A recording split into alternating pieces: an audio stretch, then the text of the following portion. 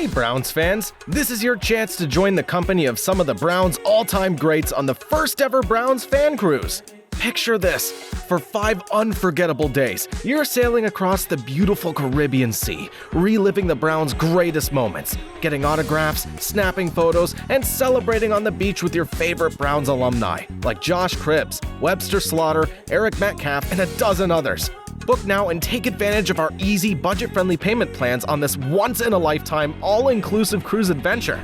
The clock's ticking, Browns fans. To book your cabin and for more information, visit brownsfancruise.com or call 216-284-6472 today.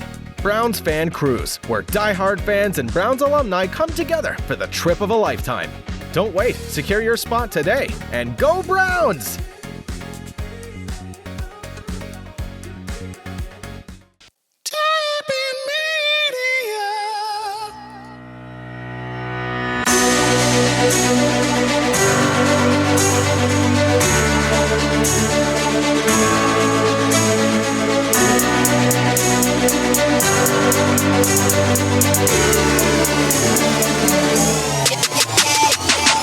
It's time for the Burning River Sportscast. The Brownies continued their West Coast swing, but to no avail. Despite almost zero of the opposing team's fans in the stands and really solid quarterback play by the 600th quarterback to wear the orange and brown since 1999, our heroes took another step back this week against a very mediocre opponent. Where has the defense gone? For the first time all year, the defensive unit is looking tired, confused, and at times disinterested. Maybe Jim needs a new pair of shorts to get him through the rest of the season courtesy of the Tappan Media /shop. Honestly, this team can go either way at this point. They can get their shit together and go on a marvelous run that we'll all remember for a lifetime. Or they have plenty of excuses to pack it in and be who they always have been, a distraction. A distraction for a few months to mud up the reality of our ultimate mortality and exit from this world with our lean lives bearing little consequence to anything remotely important. Wow, that got dark. And we'll break down the rest for you next and hopefully find some light on this week's edition of the Burning River Sportscast.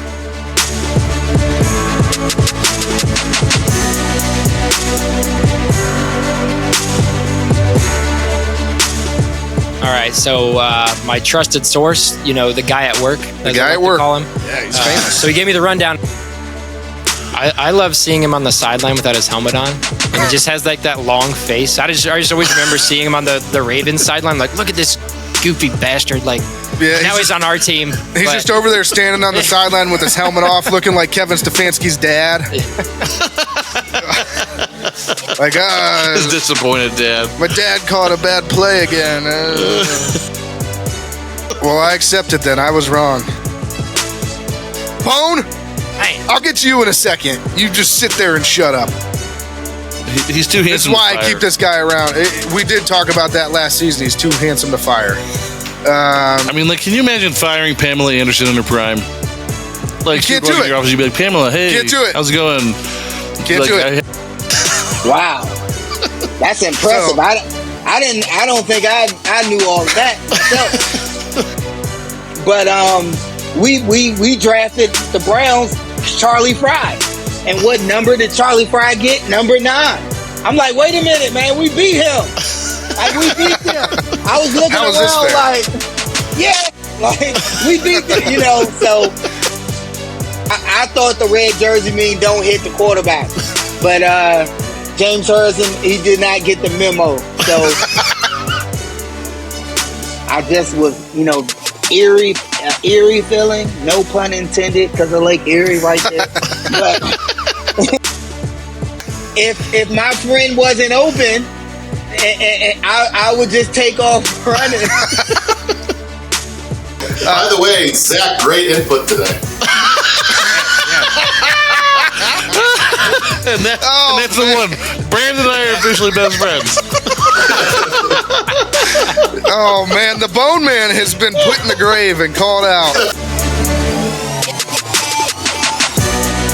Welcome into the 50th edition, a very special 50th edition of the Burning River Sportscast, presented by Tappan Media and brought to you by Seaside Events, as the official cruise event provider of the Cleveland Browns and organizer of the Browns Fan Cruise.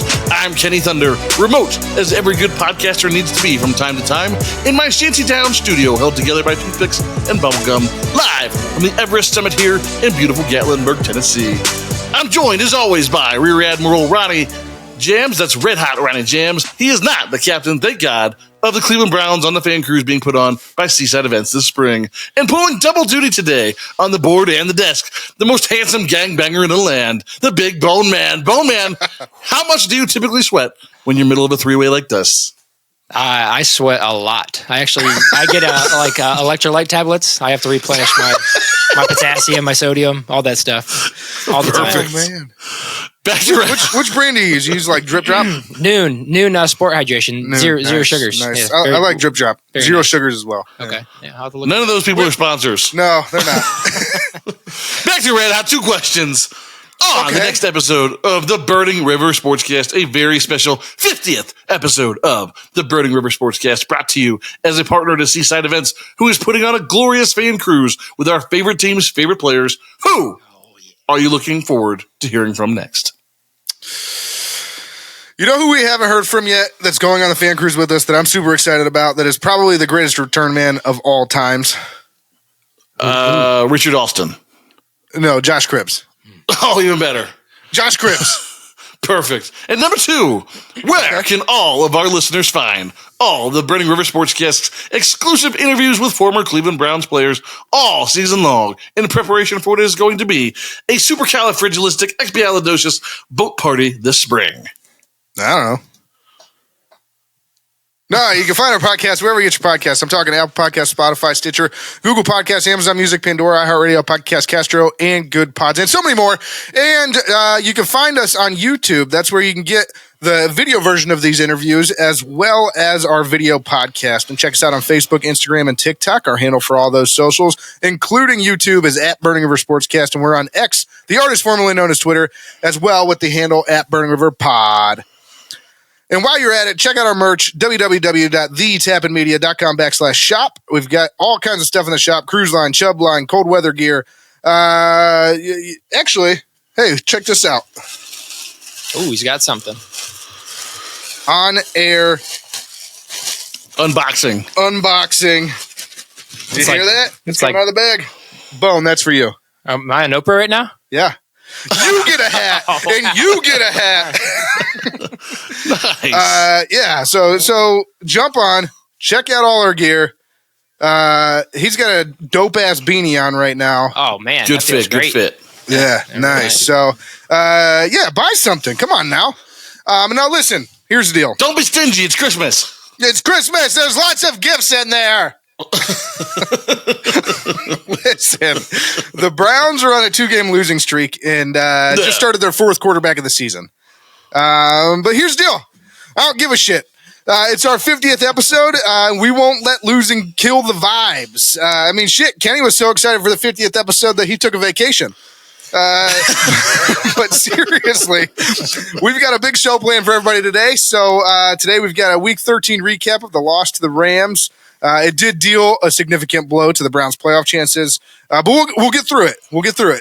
We also have an interview with the Jacksonville Browns backers, an interview with the Browns alumni that will be joining us on the Cleveland Browns fan cruise in March of 2024. Kenny already mentioned him.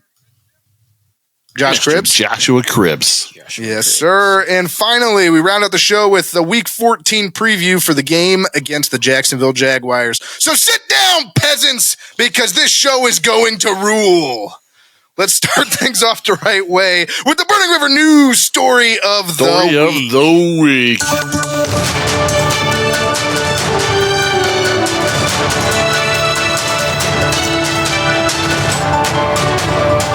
It's a part of the theme, man. Yeah. I called everybody peasants. Was that good? Yeah, that's good. Yeah. Peasants. All right, so last week we talked about MLS and how Cincinnati and Columbus were playing each other in the hell is real game. Well, Columbus beat the armpit of a city, as Kenny would call them, and now they're headed to the MLS Cup to face LAFC. Bone, what can you tell us about this soccer matchup? All right, so my trusted source, the guy at work, the guy at work, call him. Yeah, he's famous. So he gave me the rundown of the game. So they were down 0-2 in the first half. No. Came back, tied it up. What? Went to extra time, I think it's called in soccer. No. And then they went ahead and scored. Holy hell. And won it. So they didn't have to go to a shootout because there's like extra time. And if you don't, nobody wins. And then you go to a shootout after that. So they ended up winning against their arch rival. Sounds like Hell was real week. So it was big. It was a big deal. Now the championship game's in Columbus. Hell yes. I believe next week. I think tickets go on sale for the general public tomorrow. Yeah. Should we go? I don't know. I don't know much about soccer, but it probably would be sweet. I mean, it's a championship.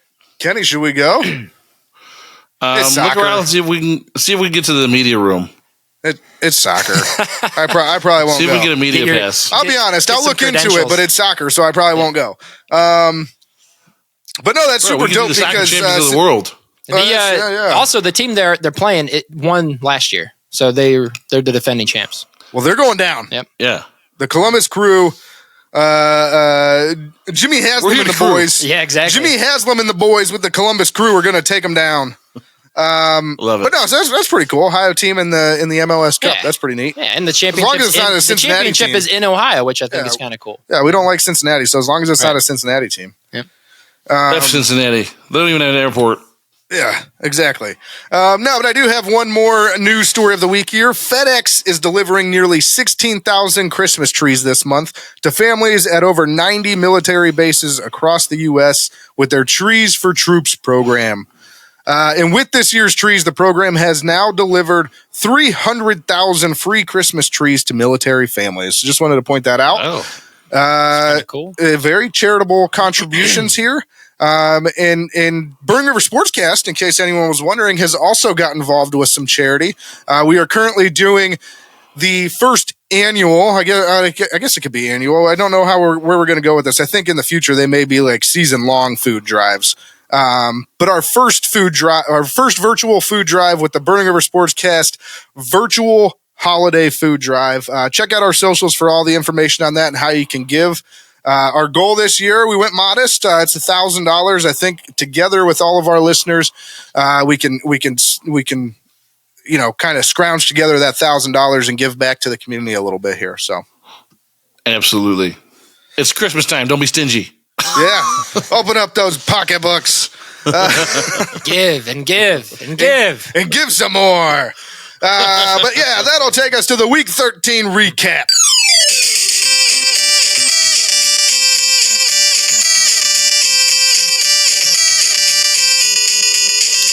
Okay, so the Cleveland Browns continue their terrible play out west and lose to the LA Rams 36-19. In case anyone was wondering, the Browns have not won a game in the Pacific time zone since 2012.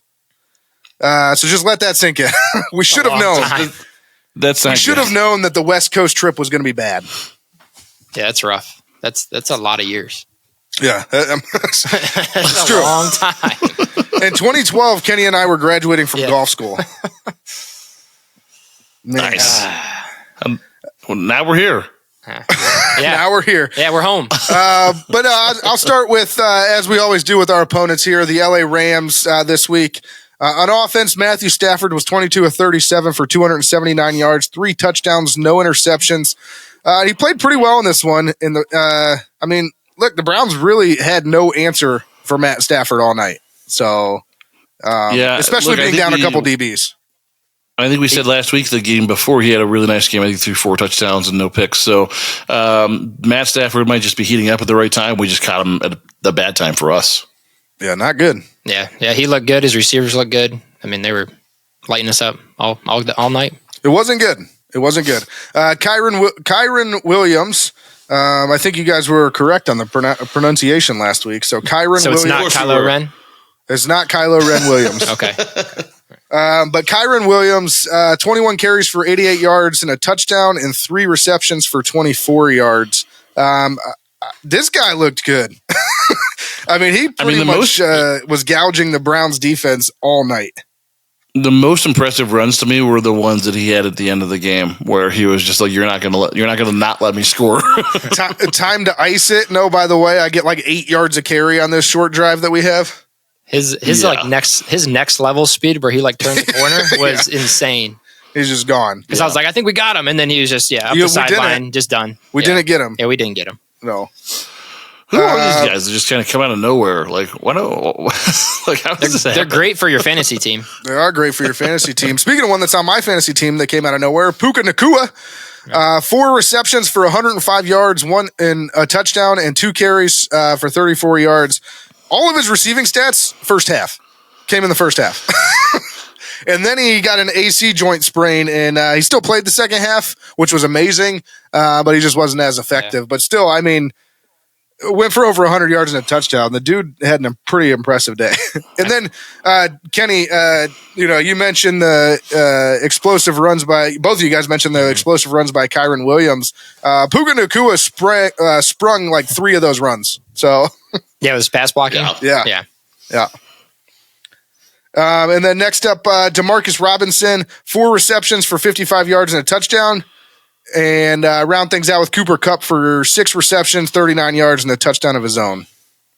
Yeah, I feel like Cooper kind of stepped in. I mean, he's been the guy for so long, but after Nacua got hurt. It is weird. He had his window where he was like the best receiver in the NFL, or at least top 3 for like, I don't know, 3 years or so. And it's odd seeing him kind of take the back seat now. And he really just seems more of a possession receiver for them, which is weird because he's a big dude. Yeah. But I mean, that was how he looked to me. I don't know, Kenny, what are your thoughts on that? Yeah, agreed. I mean, I think the thing is they have a lot of young talent on that team right now. I mean, if you're Matt Stafford, who you're throwing the ball to, the guy's going to score a touchdown on any given play, or the guy's going to get the first down. Like, simple as that, I think. Yeah, fair.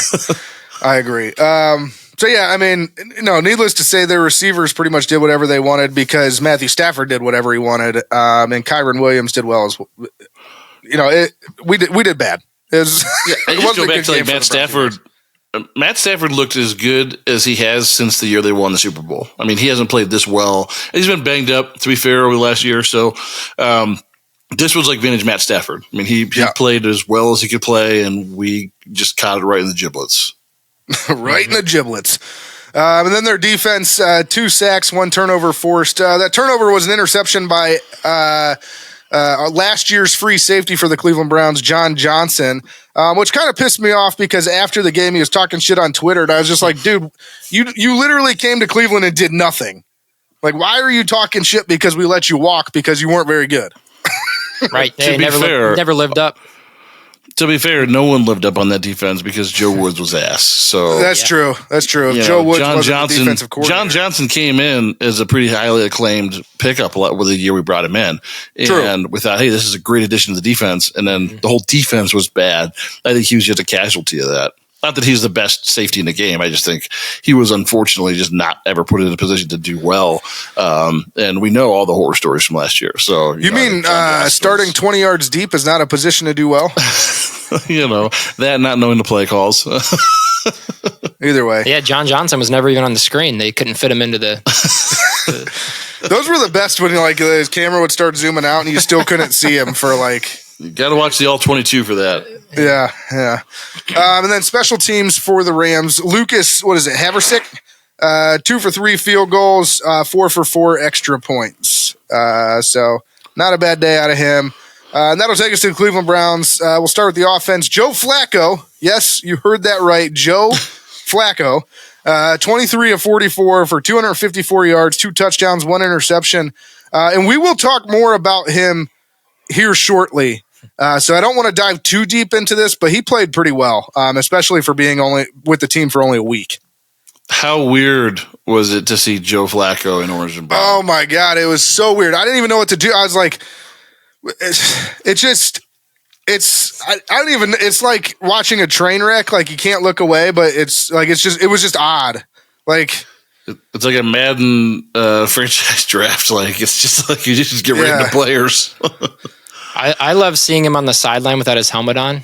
And he just has like that long face. I just always remember seeing him on the Ravens sideline. Like, look at this goofy bastard. Like, now he's on our team. He's just over there standing on the sideline with his helmet off, looking like Kevin Stefanski's dad. Yeah. Like, his disappointed dad. My dad caught a bad play again. Yeah, it was weird. It was really weird. But we'll talk more about Joe here soon because, like I said, he did play well in his Browns debut. But on to the running backs. Jerome Ford, 9 carries for 19 yards, 3 receptions for 33 yards, and a touchdown. The touchdown reception was pretty dope-ass.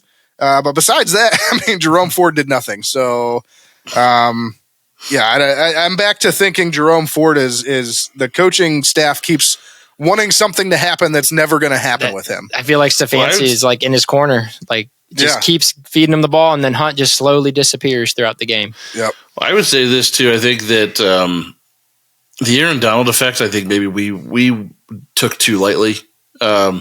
He's still an elite defensive lineman. I mean, he disrupted almost every. Even if he wasn't in on the tackle or on the play, he disrupted almost every play. Well, I don't know if you saw the final, we do the in-game updates. We do an end of the first quarter score, end of the half score, third quarter score, and then obviously the final score. And I don't know if our listeners saw or not, but it speaks to what you just said. The final score always comes with a picture from the game, and the picture is Aaron Donald jumping on Jerome Ford's back and just humping him. So, I mean, he's still very much an elite defender. And I think the lack of other excitement on that defense kind of like lulled us to sleep a little bit, thinking then we're kind of where they were ranked defensively for the season. But man, it's kind of like Myles Garrett. When Aaron Donald wants to play and wants to disrupt the ball game, he absolutely can at any time. Yeah, I think the Browns just suck on the West Coast, man. Yeah. Well, that's true too. But to round out the running backs, Kareem Hunt, 12 carries for 48 yards. So not a bad day out of Kareem.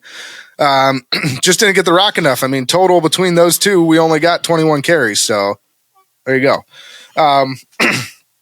Next up here, we'll go to the wide receivers. Elijah Moore, 4 receptions for 83 yards. Elijah Moore looked good in this game. So apparently it took Joe Flacco to unlock Elijah Moore. Because he's the best quarterback that's played for us all year.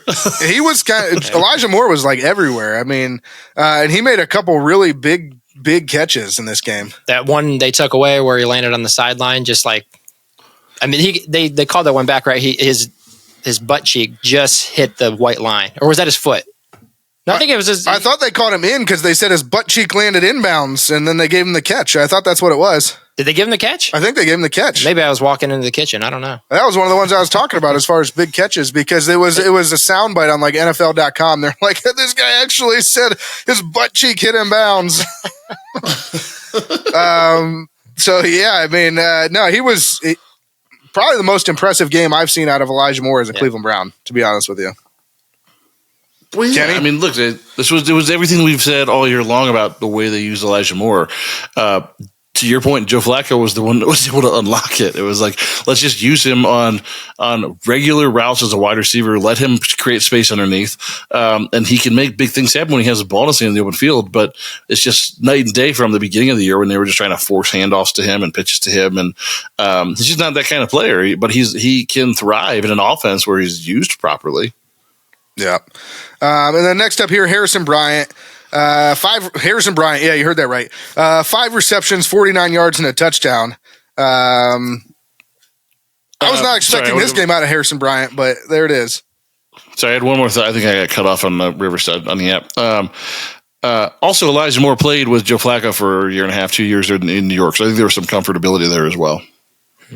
Oh, yeah. I didn't even think about the New York Jets link there between the two, so that there probably is something there where because I heard even like when Joe Flacco came to do his initial workout for the Browns, he like couch surfed with Elijah. He stayed with Elijah Moore that week. Nice.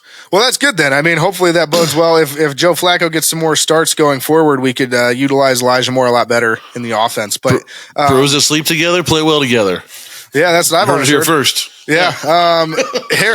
Harrison Bryant, though, again, like I said, 5 receptions, 49 yards, and a touchdown. Again, Joe Flacco to unlock Harrison Bryant, apparently. He's the key. Do you think they're calling Harrison Bryant's number a little more because of Njoku and the drops, or giving him more opportunity? I mean, I think there's some validity behind that because once again, and I'll get to it, but David Njoku struggled with drops in this one. That's now 3 games in a row where he's had multiple drops on like seemingly simple catches. Like they just hit him in the hands and he's lost focus, I guess. I don't know what's going on with Njoku. I to be honest though, I would put that less on play calling, and preference, and more on Joe Flacco's ability to see the whole field.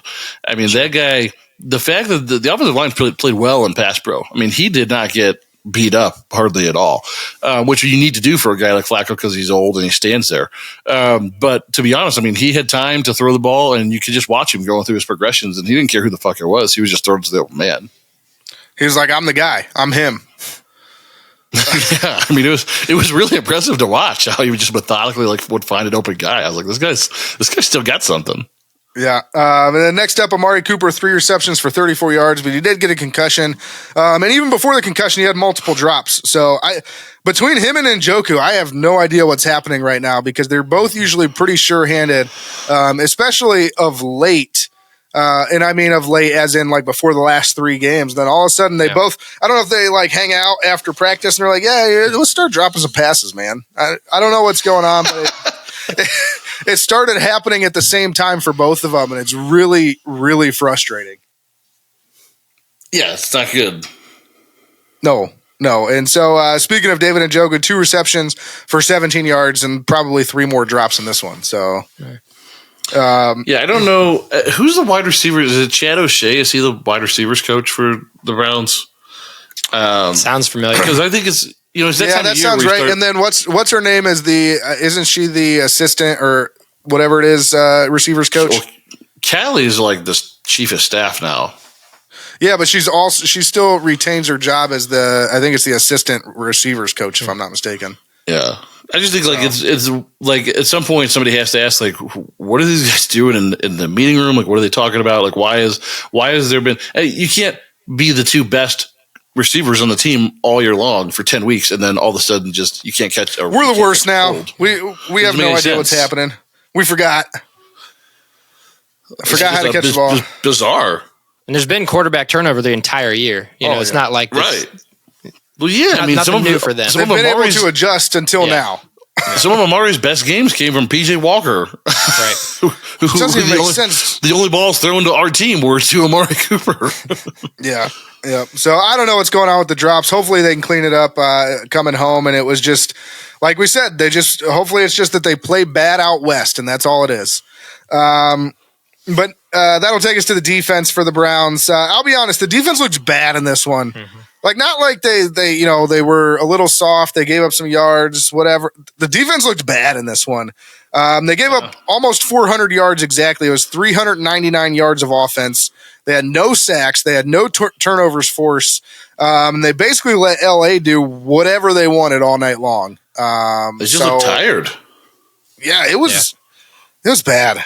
You always hear the coaches say next man up. You wouldn't have Denzel. I feel like Miles was hurt, and nobody else stepped up. Nobody else stepped up. So yeah, it really showed, especially against their offense. So. And what's really frustrating is that all year long they have had that person step up, So that's what led them to being one of the top ranked defenses in the league, not just this year, but compared to teams of all decade teams from the past. I mean, this team was playing so hot.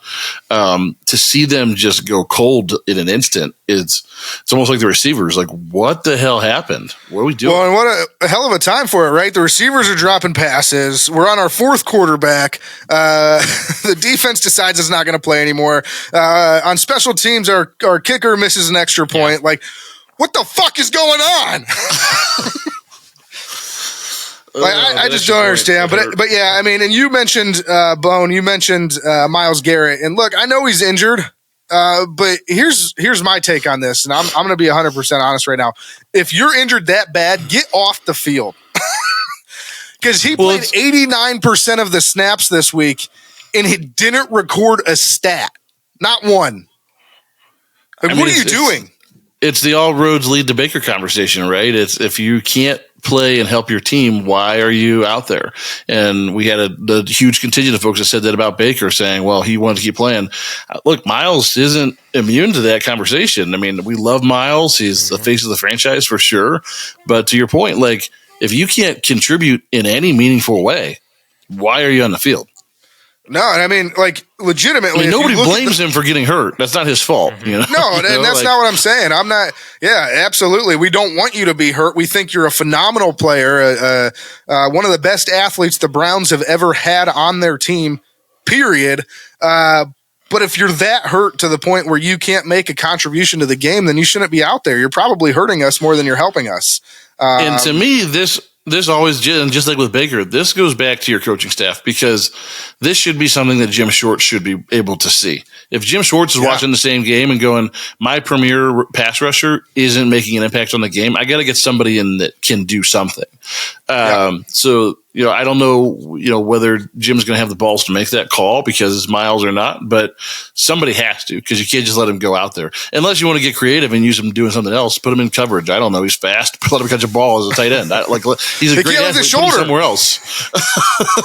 He can't lift his shoulder, so that's out. But it's just crazy that looking at the box score, you legitimately wouldn't even know that Myles Garrett played in this game because there wasn't a stat recorded. He played 89% of the defensive snaps. Like, that's just wild to me.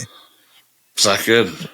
I mean, yeah, hopefully he was just being double and triple teamed as usual. So he was being, and then nobody else stepped up on their one-on-one. So it just, that's a bad sign too, though. If you have one guy that's being double and tripled and you can't get anybody else home. Right. That's we got a lot of problems if that's the case.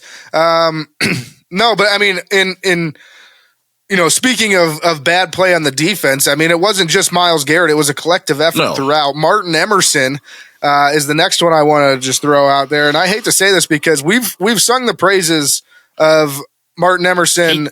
He's been that guy, that next guy up, who's like made plays for us. Time again on this show, like nonstop. We talk about MJ Emerson and how he's a huge surprise, but we're so happy to have him, and he's played phenomenally. Look, he got embarrassed all night in this game. Yep. Just the entire afternoon. It was insane. Like, they were attacking him. They were going directly at him, and again he failed. And it was hard. It was honestly kind of hard to watch because there was times when he just looked lost. It's hard with some of these young guys, especially MJ Emerson, because he's played so well to date. It's like, are you entitled to one bad game? Like, as a young guy, probably. But to your point, I mean, it did not help us on Sunday. It was a shit show for sure. So I don't know. I don't know. These last 2 weeks, it's like, I don't know if the game planning has just been so far off the mark that these guys came in thinking, hey, we're going to do this for 60 or 80% of the game, and then things got turned around, or what? Because the team just hasn't looked prepared on either side of the ball for the last 2 weeks. No, and I will say this, the absence of Denzel Ward has never been felt stronger than it is right now. I mean, it's just watching the secondary, while they've been able to stay afloat for the most part with him out, I mean, these last 2 games, it's like night and day from when they have him versus when they don't. While we're talking about DBs, I just wanted to go back to last week real quick, because we had it out last week about Greg Newsome, and the PFF numbers were released, and it was the worst game of his career. So just F you. Last week or this week? Because he didn't look great this week either. But no, last week was when we drug it. We had a knockdown drag out on air about it, and I said, you said he looked pretty good, and I said, no, he was ass all game long. He had PIs and he couldn't cover anybody, and you were like, it is what it is. No, PFF said it was the worst game of his career ever. Well, I accept it then. I was wrong, because he was not that great in this one either. So I mean, the whole secondary did not look good. And I haven't even got to Juan Thornhill, who a couple of times literally looked like he didn't know where he was at. And then he had the late hit out of bounds early in the game that kind of helped set the tone for the Rams just marching down and doing whatever they wanted. So I don't really know what was going on this week, but it was just ugly from every single level of the defense. It was ugly. Can we speculate? Was it maybe like because they were in like California territory, like West Coast, that there was just a little too much sheesh going on, or what? Is that what it was? Everybody was totally high during the game. They were blazed out of their mind. They were out there blazing the doob. It's legal here, guys. They probably just took edibles. Yeah. It doesn't smell as bad, so nobody would They suspect. took edibles and they were like, nothing's happening. And they took more and then they kicked in right when the game started. No, I mean, I don't know what it was. I'm hoping that it's legitimately just for whatever reason the Browns have had some too many days away from your own bed. Hopefully that's all it is. Well, and people talked about that. I mean, they did decide between the Denver game and the LA game, they stayed out west instead of coming home and then flying back out. They thought that would be easier on the players, but I mean, was it? I don't know. I mean, you looked like ass in both games, so would it have been better to come home and get a good night's rest in your bed a few nights in a row and then heading back out? I mean, for my money, if I was the coach and the GM of this team, I mean, that's what I would have done, was leave the team out there, because I think it's so hard for your body to adjust those 4 hours that I would prefer to stay out there. But hey, I'm not discounting what you guys said. I mean, that's true. It's hard to be at your top of anything when you're disoriented just from not having your usual surroundings. Mm-hmm. And I will say, I think that's probably a minimal part of the performance, regardless of if they would have come home or staying out there or whatever. I think that has a small effect. It's just something else that maybe played into this stretch of two.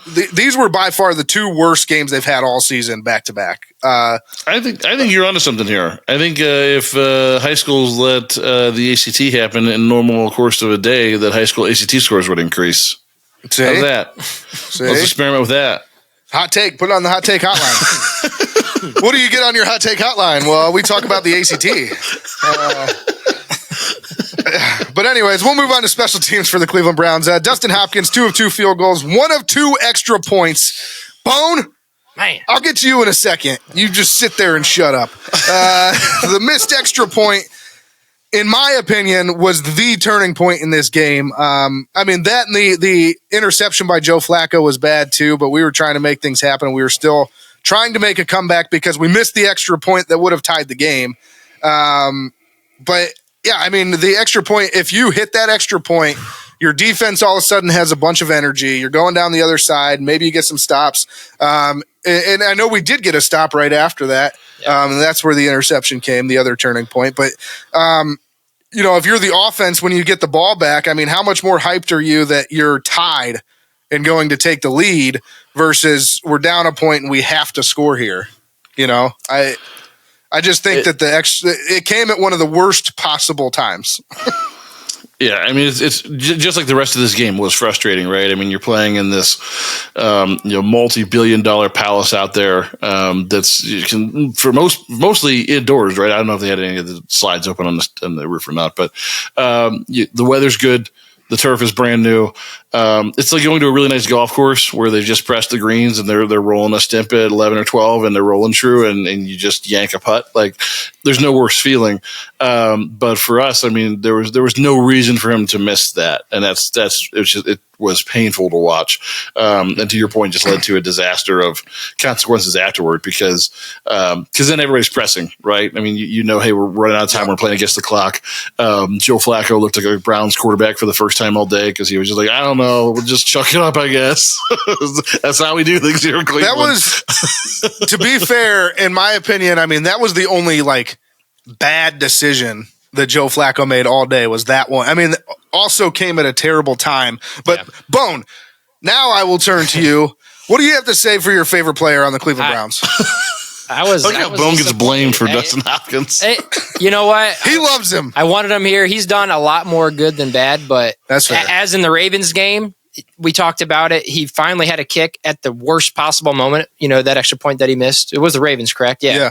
Team picked him up in that one. Yeah, exactly. I feel like the defense was on an all-time high on that game, whereas in this game they were not. So, but they did get the stop right afterwards. They were going to pick him up again, and then that's where the bad decision by Joe Flacco comes in. But I think you alluded to it as far as just the mentality after that, where you're down by a point and the clock's ticking. So I feel like game plan changes, even though probably shouldn't. You probably still should have stuck with the run and a nice good pass option or whatever that they were using, because the drive before that Flacco had, the offense was rolling. Right. Our team was rolling. And I think just the confidence meter with Joe Flacco, his first game, starting for the Browns. Yeah. There's a big difference, big difference between him getting the ball right there, being down by 1, and him getting the ball right there tied. Exactly. And you may not take that shot because you're right. You're like, well, it's tie game right now. We don't need to make something happen at this moment. Yeah. So, I mean, like I said, it was one of the worst possible times. So with that being said, where's the bone meter at right now? It's low. I mean, he made his field goals, right? He was 2 for 2 on his field goals. 2 for 2 on his field goals. He put up another 6 points on his total there. He's trying to. I don't know if he's trying to break the record, but I think he's going to. So I'll give you an update on the record here in a little bit.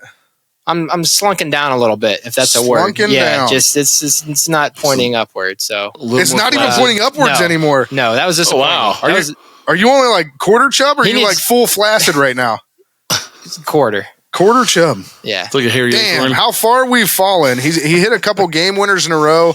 I'm a man of the moment, and the moment. I live my life a quarter mile at a time. Oh my gosh. Oh, so wow, that feels bad. You went from just a couple weeks ago, you were full mast, and you're like basically breaking the chart. A game winner will do that for you. So yeah, but a couple of them in a row. A drive killer and just a momentum killer will not do that for you. Feels bad. Yeah. Feels real bad. So we'll move on from the players, though. And now we will talk about the coaching for the Cleveland Browns. Stefanski, once again, was Stefanik in this one. I will acknowledge this lone good thing out of Stefanik. The play call at the beginning of the game, the touchdown to Jerome Ford, that was a good play call. It was a good design. They really hid Jerome Ford kind of slipping out of the backfield well. Mm-hmm. And he was wide open for a touchdown. It was great. That was awesome. But after that, everything went bad. He completely shit his pants. There were, again, multiple boneheaded, I'm not talking about you, Bone, but there were multiple boneheaded calls and decisions by him this week. One, why not challenge the spot when, I think it was Ford, it might have been Hunt, clearly got the first down. Yeah. Why didn't you challenge that one? Why go for it at the end of the game, deep in our own territory with all 3 timeouts when we get the ball back if our defense gets a stop again? Especially because they were already in field goal range, and if they kick a field goal, you have to score a touchdown after that in order to get back into. Or I think that put it out of reach, didn't it? Yeah, they put it out of reach. So I have no idea why he would go for it there. And then once again, new quarterback. So what does Kevin Stefanski do? We throw it 44 times. Oh yeah. What the hell? He did it with a rookie 5th rounder, so why not do it with Joe Flacco? Why not do it with a senior 50-year-old? Well, that's the one thing that I'll give him a pass on, because I think Joe Flacco played well. He's the kind of guy that you can get excess volume to, because he got better as the game went on. I would agree with that. I just think that it's odd that a coach would, in a quarterback's first start, throw it 44 times. I just think that in general is not a recipe for success. I think what's more stressing at the moment, though, is the strategy at the end of the game. Lack of awareness when there's a play to be challenged. Those sorts of things. It seems like every week we go, God, there was that one play that there was the genius drawn up. It's like, that's not your job, though. Like, your job isn't to draw up one good play a week. Like, that can't be. His job's supposed to be every other thing that we list as the thing that he's bad at. Yes. So that's my problem with Stefanski right now. Is it's like, you watch this, you go, oh my gosh, like, how did he come up with that? Where'd that come from? We've never seen that before. But it was one play. Yeah. They're doing that on every play. I don't know. That's what's frustrating for me is just the lack of general awareness around other important things that are going on. But you know what? Just like go back to my golf analogy, it's like that one chip in or that one birdie keeps you coming back. Keeps you comstefanski's back. Stefanski's like, it worked the one time. I'm back, baby. Like, let's make up something new next week. Have we discovered why Stefanik never gets talked about or put on the hot seat? Is because Jimmy's watching the games. He's like, "Oh, holy shit, that was awesome!" He sees it one time and he's like, "Too handsome." He's too handsome. That's why I keep this guy around. We did talk about that last season. He's too handsome to fire. Can you imagine firing Pamela Anderson in her prime? Like, you can't do it. Your office, you'd be like, "Pamela, hey, can't do it. How's it going?" Can't do it. I had notes to fire you, but I'm going to let somebody else do it because we're going to let this thing ride. No, but I mean, we've said it for a few weeks that it is remarkable that we're in this position with the injuries we've had to this team. And while that's true, the record is starting to catch up, and it's starting to not be as remarkable anymore. We went from 7-3. Yeah. Everybody's feeling great. Now we're 7. Then we were 7-4. Now we're 7-5. And I'm starting to wonder how we're going to manage to win those 3 games that are probably needed to get a wild card spot. Because look, our team no longer has that confidence that they exuded earlier in the season. Stefanik, I think this is a time for him if he really wants to remain the coach. Because I think if we miss the playoffs, there may be changes. As much as people don't want to say that, there may be changes. But in order to really solidify his spot here as the head coach moving forward, I think that he needs to galvanize the team and find a way to do what he's paid to do and get us those 3 wins to make the playoffs. Play the schedule game. Oh, sorry, go ahead, Kenny. Yeah, I was just going to say, I mean, you were 7-3, right? And you're feeling good about where you're at in the season. And you realize all of a sudden you have this margin of error. Well, you've erased that margin of error 2 weeks. So, like, from now on, like, you have to play, balls to the wall. You have to figure out how to win some of these close games. You can't let the things unravel the way they do at the end of that LA game because it's just too important. And look, I don't know I want to speculate on next year just yet, just because I do think it's fair that they've had a ton of injuries and things that if he had all year with Deshaun Watson and they were 7-3 and then all of a sudden they didn't win a game down the stretch, like I think it's easier to make that decision and say, okay, Kevin probably needs to go. But he's held the team afloat to this point, so I think these next few games become really critical because there's some games that you should win, and there's some games that are kind of on that fence. So, I think the interesting thing is that this Browns team has made a name for themselves this year, winning games that you shouldn't win. There's a lot of teams that have eaten up and beaten up on easy opponents to get into the position they are. Think about like the Dallas Cowboys, who have beat very few teams with winning records up until I think this week, that have made their season on that, where the Browns took off San Francisco, and Baltimore. Who, by all accounts, according to everybody, San Francisco is the clear best team in the NFL now. Yeah, all of a sudden, again, they're like the darling of the NFL. I mean, they had another huge win this week. So, but like that's how they made their name. That's how the Browns were getting noticed this year. Is they were beating teams that they shouldn't beat. Yeah, and I will say this, Kenny. I mentioned there may be some changes if the Browns miss the playoffs. I'm not necessarily saying there should be changes. I guess what I'm trying to get across is if he can get those 3 wins, there's no way he's leaving. Like if they get a wild card, there's no way Kevin Stefanski's gone.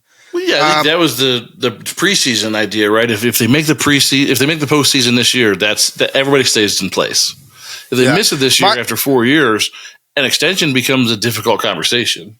Right, and that's my point. Is I think even with the injuries and everything, is if the Browns miss the playoffs, especially knowing that they were 7-3 at one point, like you said, it just becomes a tough conversation to have.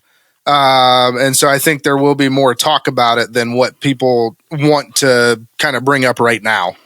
I think what's really interesting is in this game you had really, I would call it high level quarterback play from Joe Flacco. I thought he played as well as any average starter in the NFL could be expected to play.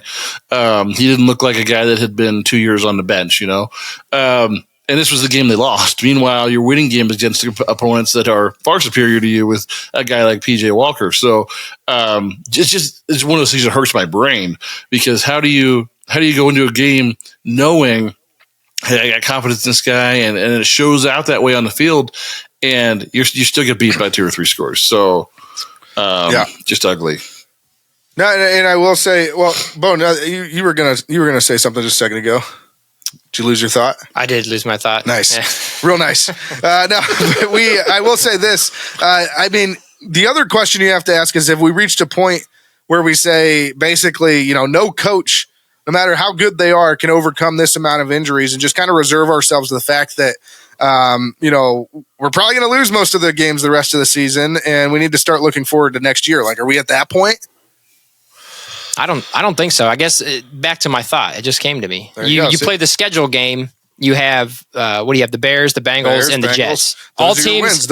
Exactly. You should win those games to get you to 10 wins. And those are all teams that possibly could be playing for draft picks. You know what I mean? So, less incentive to play. You got Jacksonville this week who needs, they're trying to hang on to getting into the playoffs. They need a win. So I think that's going to be more of a challenge for the Browns this week, even though I feel like it's still a winnable game. But those are the games you have to win. Those three. Is there an asterisk against the New York Jets that if Ayahuasca Rodgers comes back? Yeah.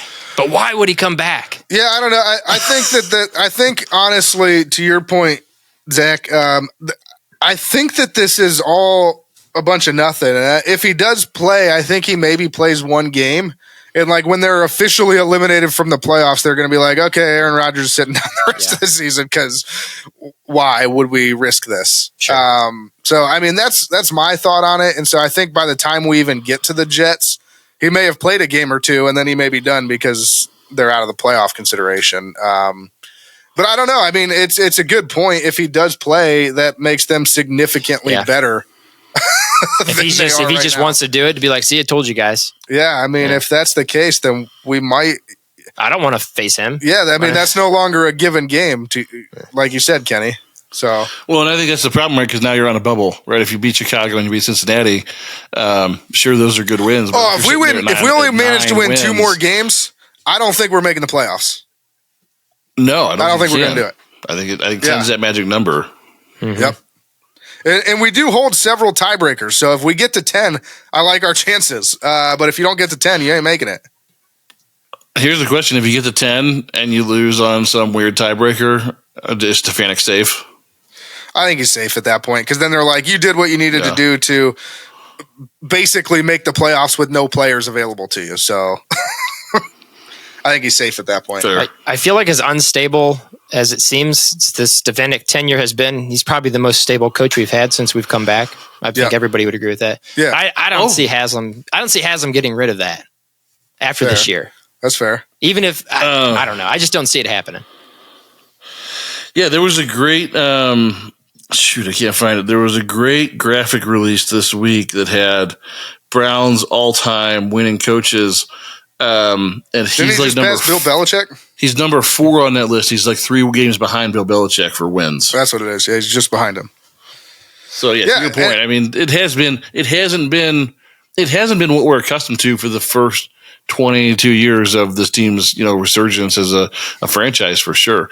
They've looked better in parts. They've made the playoffs once. That was the COVID year, but yeah, I mean, this team is starting to look like a competitive NFL franchise again, which is good. It's like, but then how do you finally take that next step? Yeah. Yeah. So I don't really know what they're going to do with him if they don't make the playoffs. I just think that if they're close, if they get to 10 wins, I think 10 wins is the magic number. Mm-hmm. If the Browns get to 10 wins this season, I think everybody's safe. Most likely we make the playoffs. If we don't, we won't think that's okay, but it'll be okay, and we'll move forward. But on to the next coach here, Jim Schwartz. Jim Schwartz, your defense looked bad. It looked bad. I mentioned it before, but the swagger seems to be gone from the defense, at least in these last 2 games. These last 2 teams kind of had their way with us. And again, have we reached the point where the injuries are too much? With our top 2 players, Myles Garrett and Denzel Ward, injured for a couple games now. I mean, we just don't look like the same defense. So, I mean, are the injuries too much, or do you think that we can find that magic again? I think they'll bring it back. I think we're lagging. I think so much of it has to do with Myles Garrett. And I just don't know that we have any clue where he's at right now in terms of his recovery and his health. I mean, he didn't look good this weekend, but this defense has also been the one positive that you can look to at every game this year. So I don't know. I think this week only, I punt on Jim Schwartz because this was the first time they looked really, really, really, really bad. And I'll give them the, hey, you get one. What was it in the Hunger Games? Because Katniss saved Rue. You get one. You get one. 12. No, and I will say this. I do want to kind of mention this here, though. All season long, we've been able to hang our hat on the defense. So if the injuries are finally catching up to them, and we can't be that dominant defense that we've been, I mean, we're screwed, guys. Because without that defense, the Browns are done. I mean, their offense hasn't been good all season long. So you go from being a absolutely dominant defense to where your offense they just need to do enough to win games, to where now you're down to like an average defense with a far below average offense. And all of a sudden it's really, really hard to win games. So I hope you're both right. I hope that they do pick it up and that the defense comes back around here. Yeah, absolutely. Yeah, I mean, I said in the opening, right? This team is poised for they can go one direction or the other really easily. I mean, you're at the very precipice of this thing, and it's do you want to win or do you want to lose? Because it's going to go one way or the other. They could lose the rest of their games this year very easily, or they can sack up and win a couple and find their way into the playoffs. Yep. I feel like they know the playoffs are on the line, and everything they did this year, all that swagger they had early in the year with the defense, just punishing people. I mean, we were ecstatic on the show watching the defense. Just Jim Schwartz, just it was the most fun I've bouncing ever had out of our watching the Browns, seats. Right, yeah. you just couldn't wait for another defensive series to see what they were going to do. These last two games, I dread it. I'm like, oh god, we're on defense again. That's got to be there still. They're all men who play football. They got pride. They're men. They're 40. Exactly. So. It'll be back. They'll be back. I think they're a little beat up. I think they just need a good night's rest. I just love Bone's optimism. Every time I get down, Bone just brings me right back. But I am going to move on to Bubba Ventrone, and once again, Dustin Hopkins missed an extra point, so I am back down again. I feel like shit. Bubba Ventrone fixed Dustin Hopkins' extra point problems. Missed one extra point. Yeah, he's terrible. Is that Ventrone's fault? Cut him. I'm done with him. Cut him. We need a new kicker. Bring back Kate York. Okay, you've gone too far. Let's bring back Kate York for the playoffs. No. Yeah, good idea. All right, I accept Dustin Hopkins once again. Overall, though, total yards, Cleveland Browns 327, LA Rams 399, first downs, Cleveland 20, LA 20. Time of possession, Cleveland 34-03, LA 25-57. Penalties, Cleveland 7 for 86, LA 7 for 45. And turnovers, Cleveland 1, LA 0. So real quick, I know we've talked a little bit, and we'll talk about him again here in a minute, but we've talked about Joe Flacco. Kenny, you mentioned his vision and how he can see the field. I'd like to talk about his leadership and kind of his veteran presence a little bit, and just mention that those things were on full display in this game. But what do you guys think, Joe Flacco or DTR the rest of the season here? I'll say this. Look, even at the end of Joe Flacco's tenure in Baltimore, I kind of thought he was a little washed. And watching him play on Sunday, I feel like this is a guy that got in a bad situation there when they drafted Lamar. And so it was just the end of Joe Flacco. So, but I think this guy can still ball. As much as I like DTR, as much as I find him exciting, I find his mobility exciting. I do think he has a lot of really good attributes. I mean, you talked just a second ago about Joe Flacco and his leadership and ability to kind of rally the troops. I think DTR has done that since day one. The first playoff game that DTR played in, I think it was John Kelly fumbled the ball in the goal line. And before anybody did anything, DTR runs right over to him and pats the guy on the head and says, like, hey, like next time, not a big deal. We'll get over this one. I think he's shown incredible maturity from day one in this league. But that being said, I just think Joe Flacco gives you the best chance to win, provided that you can protect him. And this offensive line still has Hall of Famer on it, still has some good interior players, so they should be able to keep him on his feet, keep him clean, and do what they have to do, whether it's double teams or bringing backs and tight ends in to chip and things on pass pro to make sure that he stays upright, because he just sees God, I don't want to overreact to one game, but this was the best quarterback play, like the most efficient, smart, the way they handled the ball that I've seen ever. Like, this was the best Browns quarterback that's played this year for the Cleveland Browns. So I think it's Joe Flacco the rest of the way if I was making that call. You said ever. That's pretty strong. Maybe this year. Well, since he came back in 99. Yeah, since he came back in 99. Look, I just think that he was so intentional with where he went with the ball. And obviously, it's a tall task to learn enough of the playbook in a week and a half. So the guy's obviously intelligent. He's able to take time out to do those kind of leadership things, those intangibles that you were talking about. But he also still has plenty of arm strength, zip on the ball. He can throw the touch passes as well down the field. I love everything about this Joe Flacco for the next 6 to 12 weeks. I think he is in a perfect position to, if the Browns are going to do anything, I almost see this kind of as like this yin and the yang in this team right now is if the defense is going to take a step back, I think it can be replaced by an elevation of the offense led by Joe Flacco. That's how confident I am. That's fair. Yeah. I like that. Bone, what do you think about this? Joe Flacco or DTR? I tend to agree with Kenny. Flacco was just poised. He looked tall in the pocket, man, just reading the field. Like, his spiral is like a spiral I've never seen a Browns quarterback throw, honestly. It was just ridiculous. And his placement, just the accuracy, and a lot of the game he threw the ball away when he's in tight situations, which he was probably told to do, aside from that one interception that, really turned the tide of the game. But our defense in those situations in the past with PJ Walker, throwing 3 turnovers or fumbling the ball 10 times, they stopped the other team. And our defense did not do that for Joe Flacco this week. That's true.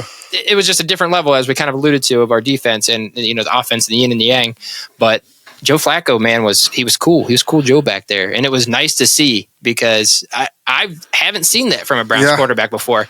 All the other Browns quarterbacks this year have been erratic. And you're just like hoping they complete the pass. Whereas when he throws the ball, it's pinpoint and it's there, Yep. So it just looked good. It was nice to see. I mean, I don't even know if going back to Deshaun's best game against Tennessee, like what that stat line looked like versus Joe's this week, because I feel like he only had like 200 and some. He only had like 234 yards in that game or something like that.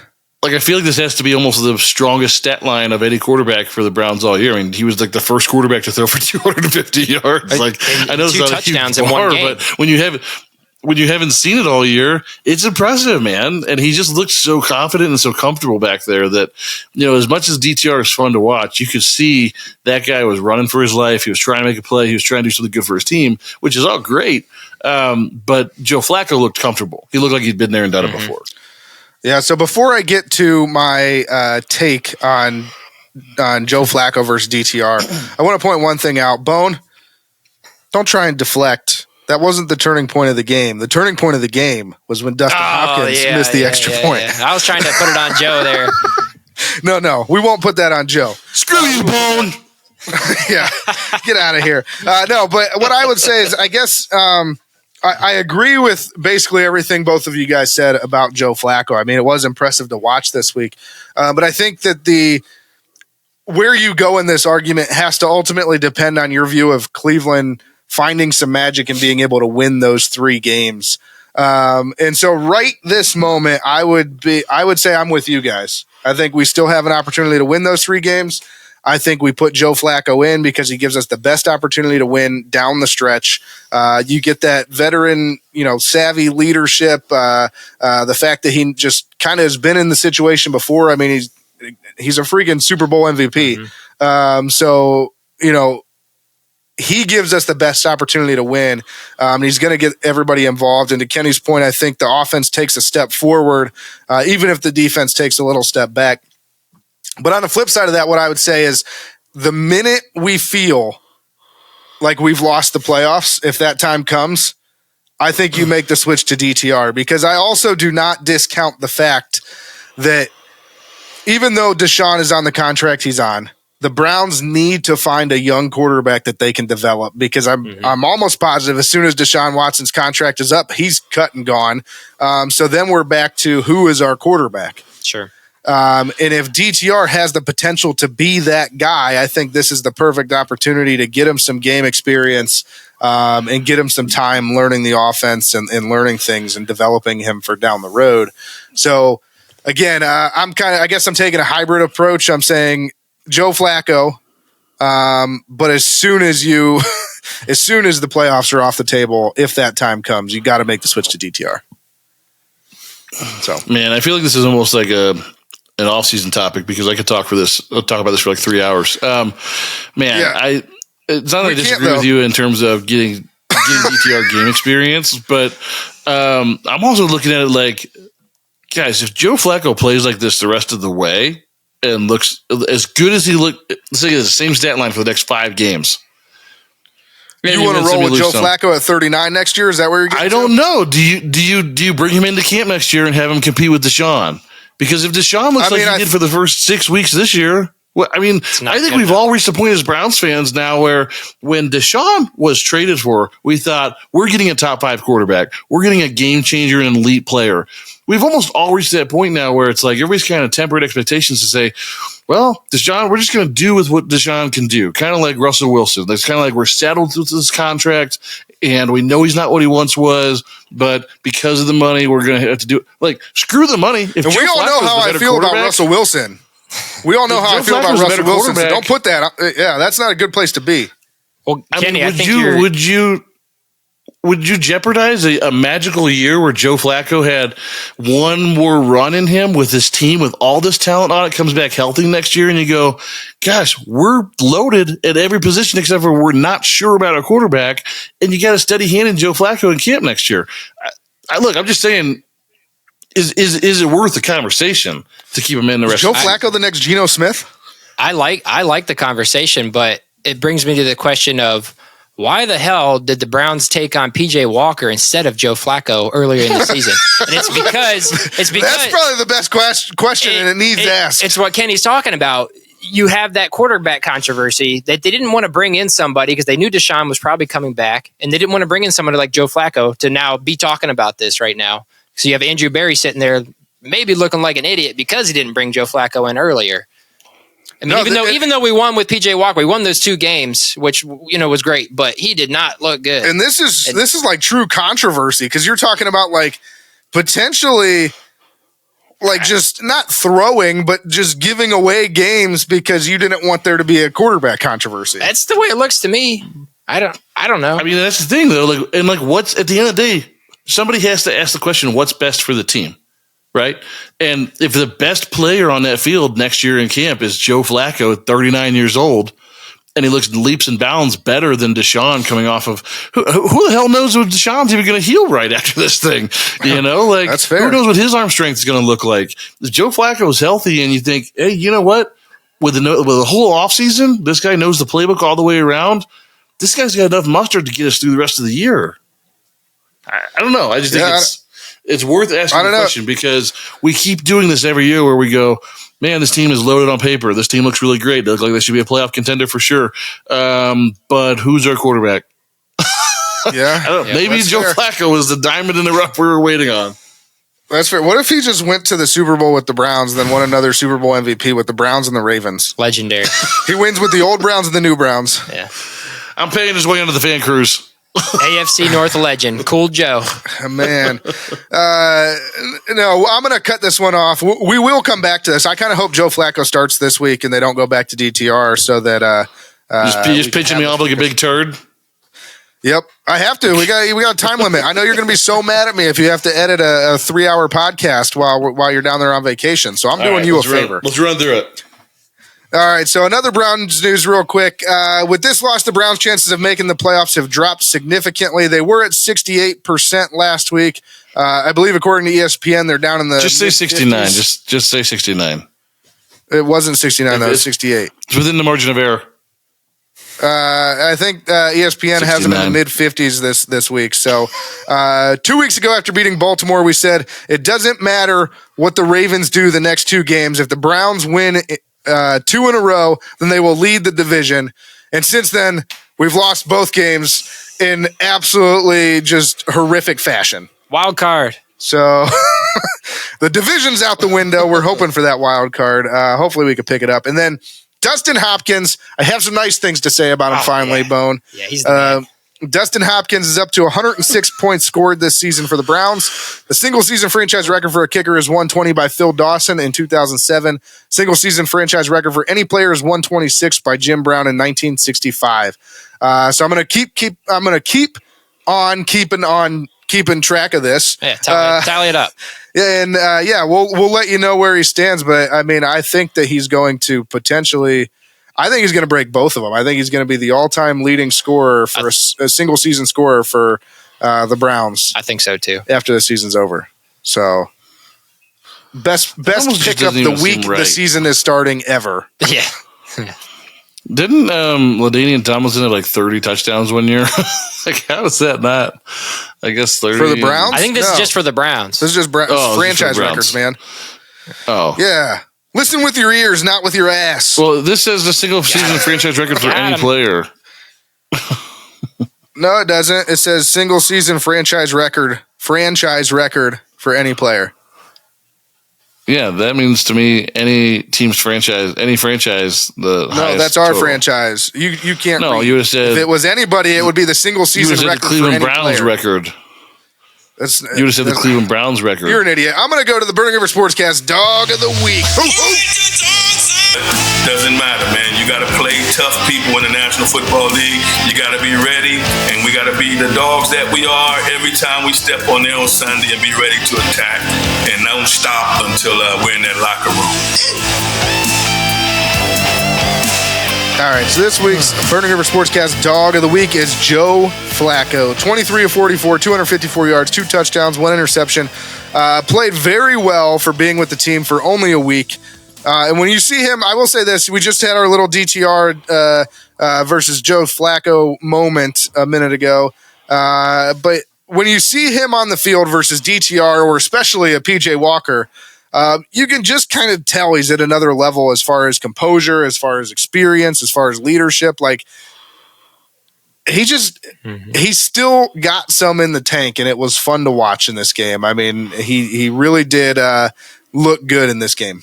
So would have been more fun if they would have won, but agreed. He was the best player on the field for all day for the Browns. Yeah. Bone, you got anything to add? Joe Flacco?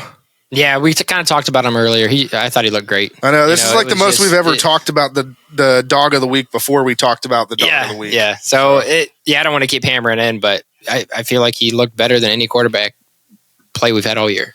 Fair. So it was nice to watch a quarterback who could zip the ball accurately to his receivers. Yeah, absolutely. And so with that, that'll take us to the division roundup.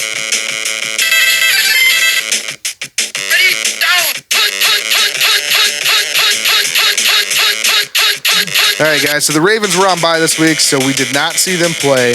But the Steelers lost to Arizona, the lowly Arizona Cardinals, as Kenny Pickett was knocked out of the game by halftime in this one, which we'll talk about more later. But with that, Kenny, here's your moment. You were right, and me and Bone were wrong in this game. How's it feel? Champion. I'm the GOAT. It doesn't make you a champion. Socks down here today. Comeback. I bought a pair of socks down here today to say the GOAT. I'm going to wear them. And then the Browns obviously lost to the Rams. We were all wrong in that one. We all picked the Browns, so that feels bad. Wait, didn't I pick the Rams to win? Oh, shit, I think you did. Yeah, you did. You were right. Me and Bone were wrong. This is a big I even was close on the score. I picked them to win like 31-20, I thought. Damn, you were right. I actually tallied looking down at the records. I tallied the records right, but I forgot to write that you were right. So you were right in that one. Good job. And then we don't have the Bengals score yet because we're recording on a Monday night and they are playing Jacksonville Jaguars right now as we speak. And they are currently losing 14-7, but driving and looks like they're about to score. So we'll see what happens there. We'll add those to next week's tallies. And then for the AFC North, the standings are as follows. Baltimore is in first place at 9-3. Pittsburgh and Cleveland are tied for second, but Pittsburgh holds the tiebreaker at 7-5. And Cincinnati is currently sitting at 5-6, and we'll see how this game shakes out. And for King of the North, which we'll talk more about later, I am at 20-18. Kenny is at 18-20. And Bone is at 20-18.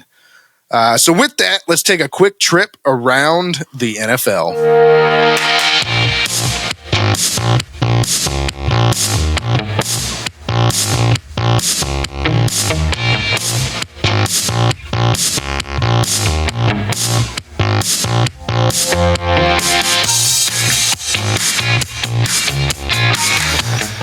All right, and to start our trip around the NFL this week, the 49ers are pretty good again, apparently. You mean pretty right good? Now, yeah, pretty good. Yeah, I see what you did there. Speaking of Purdy, right now, Brock Purdy is the favorite to win MVP this year.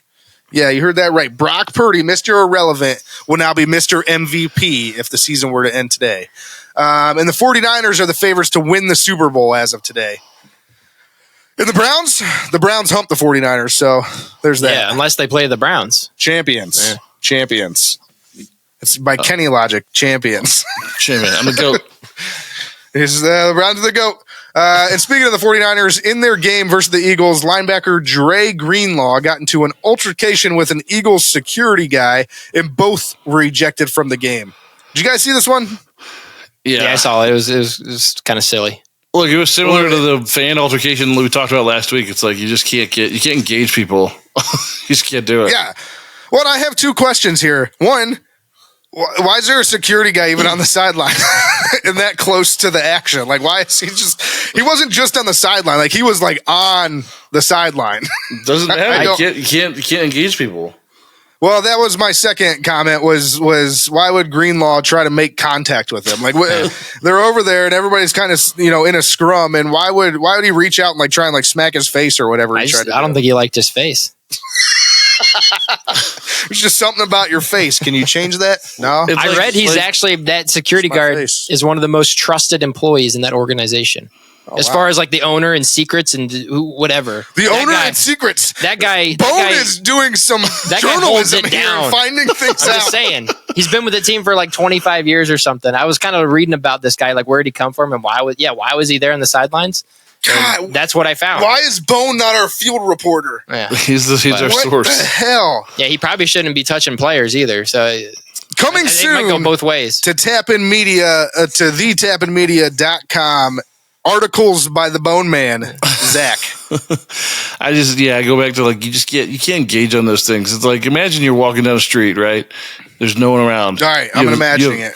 You have zero chance of getting shot, right? Okay. There's no one around. Imagine you see a police officer. Instead of walking by him, you slap him on the face a little. Like your chances of getting shot increase. Like before they were zero. Now that you've touched the guy, your chances have increased of something bad happening. You could have just walked right by. Why do it? Why do it? I don't understand. I don't get it.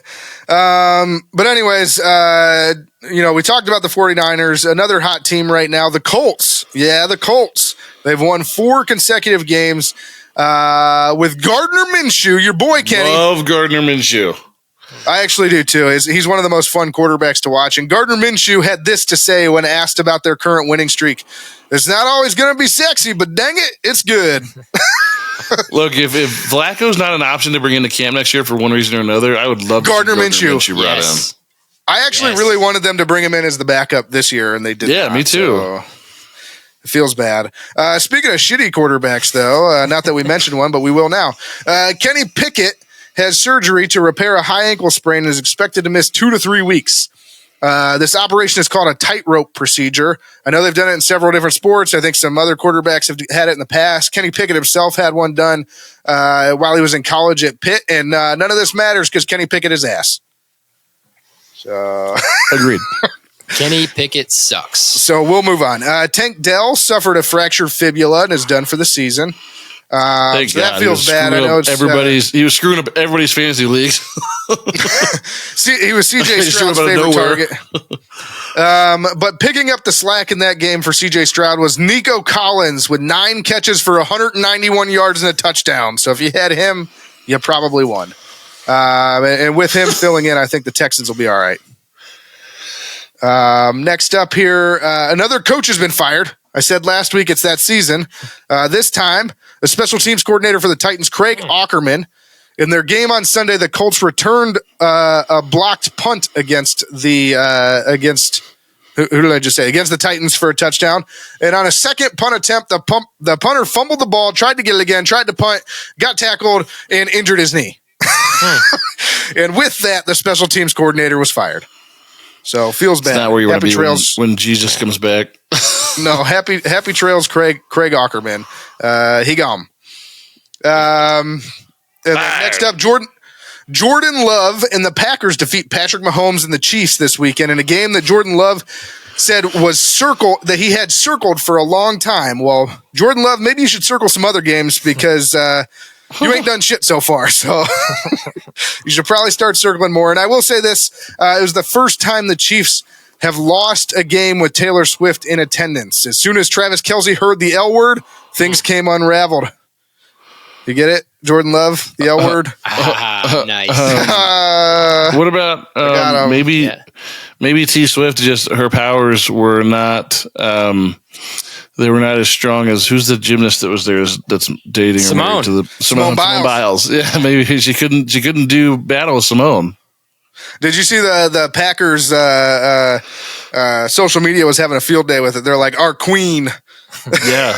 Taylor she Swift came out on top, you know. Yep, she wins. Next up here, Mike Evans becomes the first player in NFL history with 10 straight 1,000 receiving yard seasons to start his career. Jerry Rice did have 14 total and 11 consecutively, but didn't hit that 1,000 yard mark his rookie year. And now only Jerry Rice, Randy Moss, and Mike Evans have 10 plus 1,000 yard seasons as receivers. Pretty good company. There was a tweet that came across during a game that said something like Baker Mayfield has 174 passing yards. 160 of those have gone to Mike Evans. If you've paid attention, I know Kenny, you have, because you got a soft spot for Baker, and I don't mean that as a dig. That's just the truth. Soft for him. I know you've been keeping up with their games, but I mean that's like every week. He's like 240 passing yards. 198 of them were to Mike Evans. I mean, look, he's not dumb. Yeah. And now that he's knocked up Emily, he's going to need the contract. So, well, yeah. See, good for him. See how that goes. Yeah, good job, buddy. Yeah. No, I mean, every quarterback that Mike Evans has ever had, I think that's been the strategy. Just Mike Evans, really big, strong, tall, fast. You just throw the ball to him. Throw the ball to him. I would. Yep. No, and then finally, to round out our trip around the NFL here, you've heard of the Manning Bowl.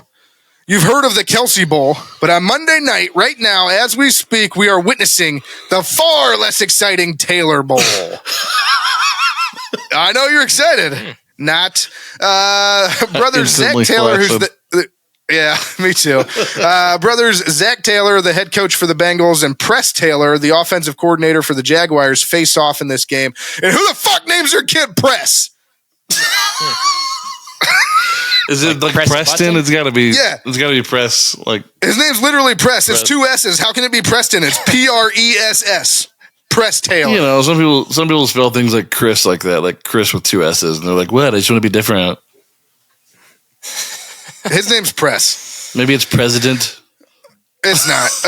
But that'll conclude our trip around the NFL. Kenny. Presley. Kenny. Presley. Bone. Yes. Would you guys like to talk to some Browns fans? Oh, yeah. Love it. All right, so something that we started doing this year is our Browns Backers interview series. We started doing this for a couple different reasons. One, obviously, we wanted to highlight the Browns fans across the nation and across the world.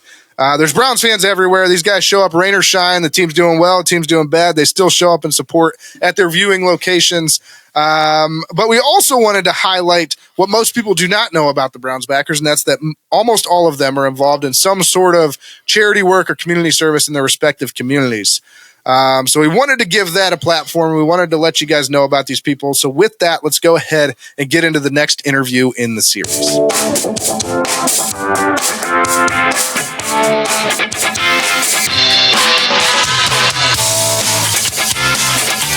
Powered by Riverside FM.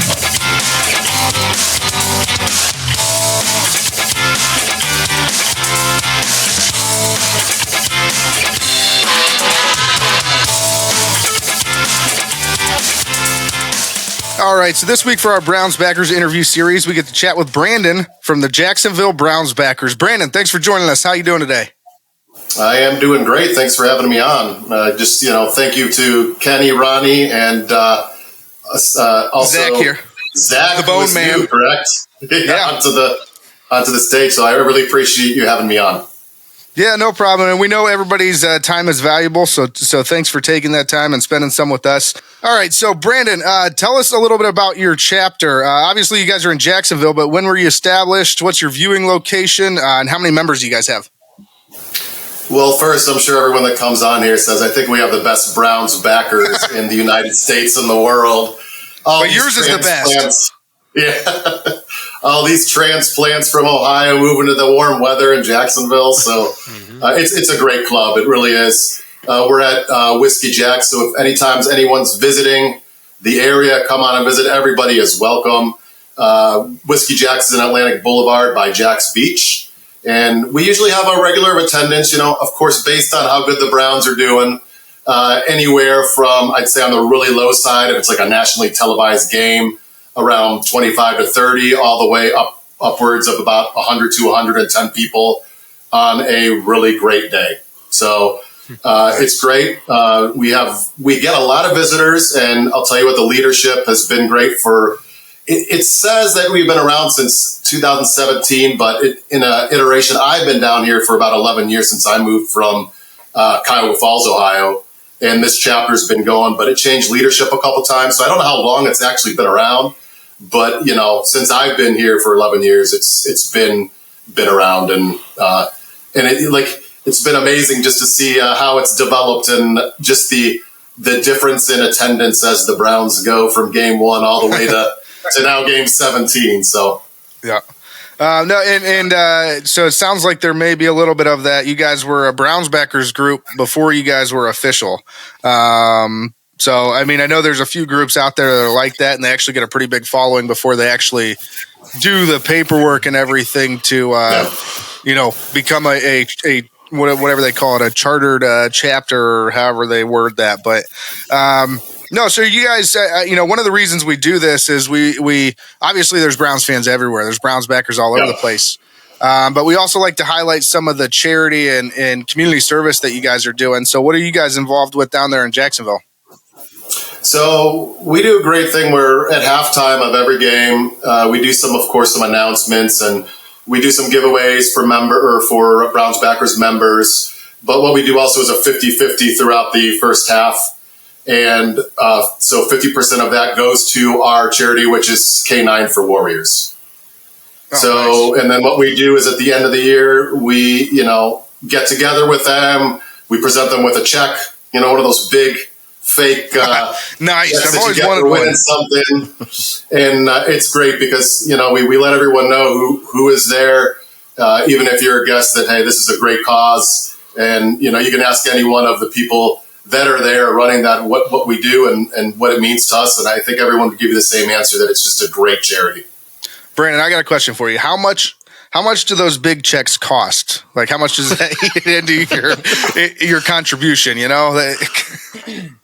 I don't know. I'd like to find out too, because I was wondering if I get paid with my pay. My regular pay, I want to pick up a big check, like in what is that movie with Adam Sandler, the golf movie? Yeah, Happy Gilmore, when he's like, he's collecting all those checks. I want some of those. He got a big check. How come I can't get one of those?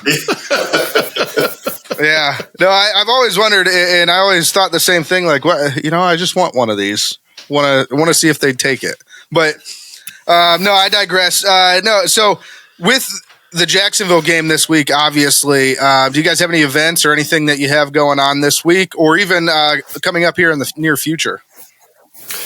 So we just have it's going to be a regular attendance. It will be kind of interesting. Just, I don't know if any other Browns backer locations, if it's a local game for the opposition, and it's televised. The bar itself, we have, of course, our own section. But we're doing this just the regular. I mean, we don't care who we're playing, if it's Jacksonville, Denver, whoever. So we should get a good attendance though, and we're ready just to cheer against the Jacksonville team. I won't even say their name. There you go. Besides this week, do you do any events in the off season, or do you guys have I know some groups have a big event throughout the season, just one time a year or something like that they do. Do you guys have anything like that? Yeah, so there's a couple things. Christmas. So next weekend, I believe, we have a huge Christmas event. Usually brings out, the full roster of who is a Jacksonville Browns backer and guests. We have some great giveaways that go on there. Usually we have things like silent auctions or for charity as well. We have a huge 50-50 for that. So that's always a great event, and everyone just brings a dessert of their choice. And, Whiskey Jack's helps us out with some great food for the event as well. We usually set up some cornhole boards and some other things where we could just have fun together and really celebrate the fellowship of being a Browns backer. Hopefully, whether you've chosen it or you are you guys, myself, born into it. Yep. So it's an exclusive, painful club. So it's just great to revel in celebration with, everyone that you are a kindred spirit with. So that's one of the things. And except for this year, because there's not really a South game, we have had for the last several years where we will do bus events and we'll go down to a close game. It's been Miami in the past, Atlanta, Tampa, and of course some preseason games. So, we'll help set up the busing, tickets, tailgating, all that kind of thing to whoever wants to come. So I would say those are probably the two big events outside of just getting together every Sunday or Monday. Thursday too, I guess. Thursday, Friday, Black Friday, Saturday morning, Sunday, Monday. Yeah, we're getting closer and closer to football on every day of the week, and we love it. So, Brandon, when's the Saturday start? Right, that's soon, isn't it? Yeah, but I did find out. So I don't know if anybody knew this, but I did find out there's actually a law against the NFL having Saturday night games, and that's why they're always Saturday morning games. The law was put into place a while back to protect college football from NFL basically stealing their day, and it's the same reason why the Black Friday game was at 10 in the morning or whenever it was, is because it can't be broadcast after a certain time, so it doesn't take away from high school football. Just fun fact there, but yeah, I mean, if the NFL could, I'm sure they'd have a game on every day. A 30-game season, a game every day. Yep. Kenny, I know you were going to say something. What'd you have? Yeah, I was just going to ask, Brendan, I know you mentioned transplants earlier and then whether or not you were born into this. So were you born into being a Browns fan and a Browns backer there in Florida, or are you a transplant yourself? I have a long journey. So I was born in Seven Hills, Parma area. Was there till I was about 13 years old. My dad was a civil engineer. He's retired now. Got a job at the Kennedy Space Center, so I moved down here from high school years, and always supporting the Browns, Cavs, Indians, now Guardians. My dad and I would go to close games when we could in Miami. I'm old. That was before Jacksonville was around. So doing those types of things whenever we get back up to Cleveland and we'd go. And I did something horrible. I got married pretty young, and I have a huge family in Northeast Ohio. So I moved up my wife to be around my family because we were all starting to get married and have kids.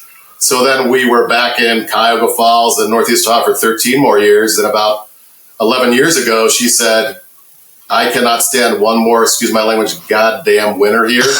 I'm either going to Florida by myself or you're coming with me. So I was born into it, pictures just like everyone else is born with it, from 5, 6, even onesies that have the Browns on it. I do have one picture though, because my parents were house divided. My mom's side is from Pittsburgh, Natrona Heights. Oh God. So I do have one piece where I'm wearing a Steelers pajamas, but I don't really, I'm surprised I'm really saying that to you guys. But did you burn those Steelers pajamas at your first opportunity? Yeah. I don't think I only see him in one picture, so I knew right away you don't wear those things. We keep putting Brandon in these Steelers pajamas, and for some reason he keeps having accidents in the middle of the night. Also, real quick, so did you say you worked for NASA? Were you an astronaut? No, my dad was a civil engineer, so he worked on structural components at the Kennedy Space Center. So I don't know if anyone has been around there, but the big, huge building on the Kennedy Space Center is a VAB. He's done some interesting things where concrete falls. It's the biggest concrete structure in the world.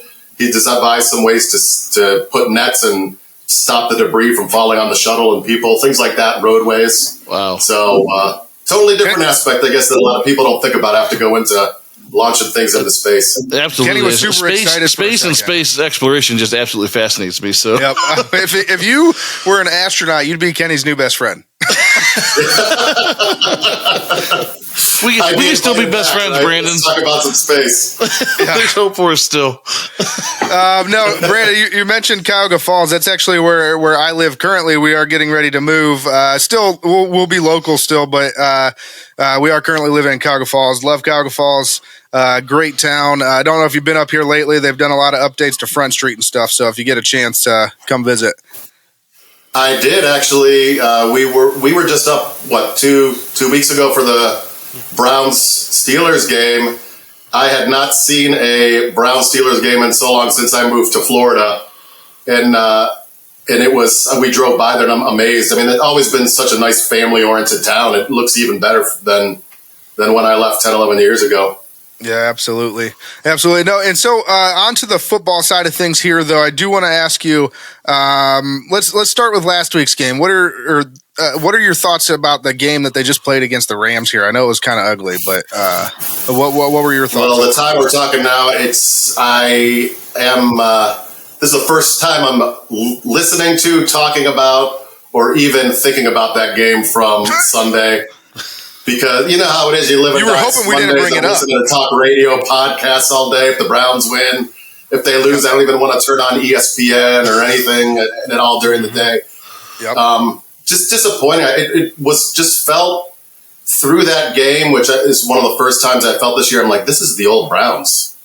Yeah. Like, and I know I was looking at some of your last podcasts, just things like out coaching ourselves. Why aren't we running the ball? Why are we making someone that's been here 2 weeks? Passing it, what was it, almost 40 times? I know some of that was at the end, but I know he played well for what he was doing and being 100 years old. But I mean, just some of those things of really taking advantage of what we're good at. I just didn't think we did that, and it was a little bit frustrating. I know we have a lot of injuries, but not to see the defense adjust from some of the things that really plagued them last week, and it's just a little bit different. So I know that I have confidence in the coaches. It was just disappointing. And then when they're getting close, the mixed field goal. Then when you're getting close, the interception. I'm like, I don't want to feel like it's 2019 and before. Brandon, the guy sitting next to me, his favorite player is Dustin Hopkins. So one of them. Yeah. Couple missed extra points. He's been great. That's why then I'm like, are we going to get Browns again? Because he's been the best kicker, I think, in the NFL, and he has. I think statistically, even with the miss, he still is. He's sitting at 106 points, I think it is. And so, with 106 points, the franchise record for a kicker is 120 with Phil Dawson. So he's probably a lock to break that. And then the overall record is 126 with Jim Brown. So he's probably going to break that too. There's plenty of games left here. So, I mean, it was a huge pickup, and it was unfortunate the missed extra point. We actually just got done talking about it on the rest of our podcast, but it did. It kind of turned the tide of the game. And right when you thought we might be getting back into it, you kind of all the wind goes out of your sails with that one. So and it was just bad luck, and some of the plays, and I don't know what's going on lately. These drops are killing us. I just don't. I saw statistics we're second in the NFL in drops, but I thought we were first. Moments Sunday. I think the teams that played were first and second. I thought the Browns were first and the Rams were second, actually. So that's crazy, right? Yeah, it's not good, not good. And obviously, the Nick Chubb injury, the Deshaun Watson injury, Myles Garrett's dealing with an injury now. I mean, what has been your guys' reaction down there to each one of these new injuries, one after another? And how do you think the Browns have done so far, at least, coping with these injuries? Yeah, I mean, I think at some point, the best player, I know that Myles Garrett played and Cooper played, but the best player on each level is hurt or has been hurt or is out. I mean, I don't know how a team survives that. I mean, I think regardless of what a lot of people think about, Stefanski's play calling, I think this has been an amazing job. I don't think I've ever seen a team with this many injuries, and especially to your starting quarterback, the running back that is even a larger portion of your offense than most other teams. And, just the Ward being out for several games and then losing backup safeties and linebackers for time. I think, it has been amazing that we're even in the playoff hunt right now. I know I'm trying to be positive because, we all have to do that. This is probably one of the best positions we've been in since, 2020. And I think just, the makeup of the team, I think we're going to be able to pull 2-3 more wins to at least be in consideration just based off of what they've been able to do with people being hurt, overcoming adversity at the end of the games with the injuries, everything. I mean, it's just, I just hope that I always go back to Stefanski. I hope he sticks to what we're good at. And I don't know if you guys think this too, but some coaches, they do what they're good at till you stop them. He is a coach that says, you think I'm good at this, I'm going to show you how good I am at something else. So we call that coach. We actually call him Stefanik on our show most of the time because we don't respect him enough to give him his own name. But no, I mean, we call that trying to outsmart himself or trying to outsmart everybody in the room. And what he actually ends up doing is outsmarting himself. So, and Jim Schwartz, though, I would say he is awesome. And I know the last 2 games we haven't been great on defense, but what he's been able to do for even, what this defense is about and the attitude, and you could tell just the fun they're having on there, it's been amazing. Do you attribute the lack of energy over the last 2 weeks more to Myles maybe being a missing link there, just not being at full strength, or are you worried at all about this defense down the stretch? Like I said, I think just because of what they've shown, of course we're all worried, but I think they'll be able to overcome it. I wouldn't be able to say that in the past with a defensive coordinator last year. I won't even name him, one of the worst I've ever seen. But I think we will be able to overcome it. I don't know, Myles Garrett, I was having a conversation with my dad, and he goes, it's really hard to stay up when you had those games with Pittsburgh and the Ravens back to back. And just to have, those were division games, and just the way they turned out and the emotional, toll on someone. He was expecting us to lose to Denver. That's what he told me. And I was like, I don't know. I think they're going to be able to pull it out. But I really think coming home, I know Jacksonville is a good team, but they kind of remind me of the 2020 Browns, where Lawrence, sometimes he looks like the best quarterback in the league. Other games, he looks below average, kind of like Mayfield that year. And they could win against anybody, but they can lose to anybody on any given day. And I think just being home after that West Coast swing is really, really going to give us some, energy, like you said, from the crowd and internally. So hopefully we'll be able to, whether it's Myles Garrett or anyone else that's injured, just pick it up. Yeah, I think they desperately need the home fans right now.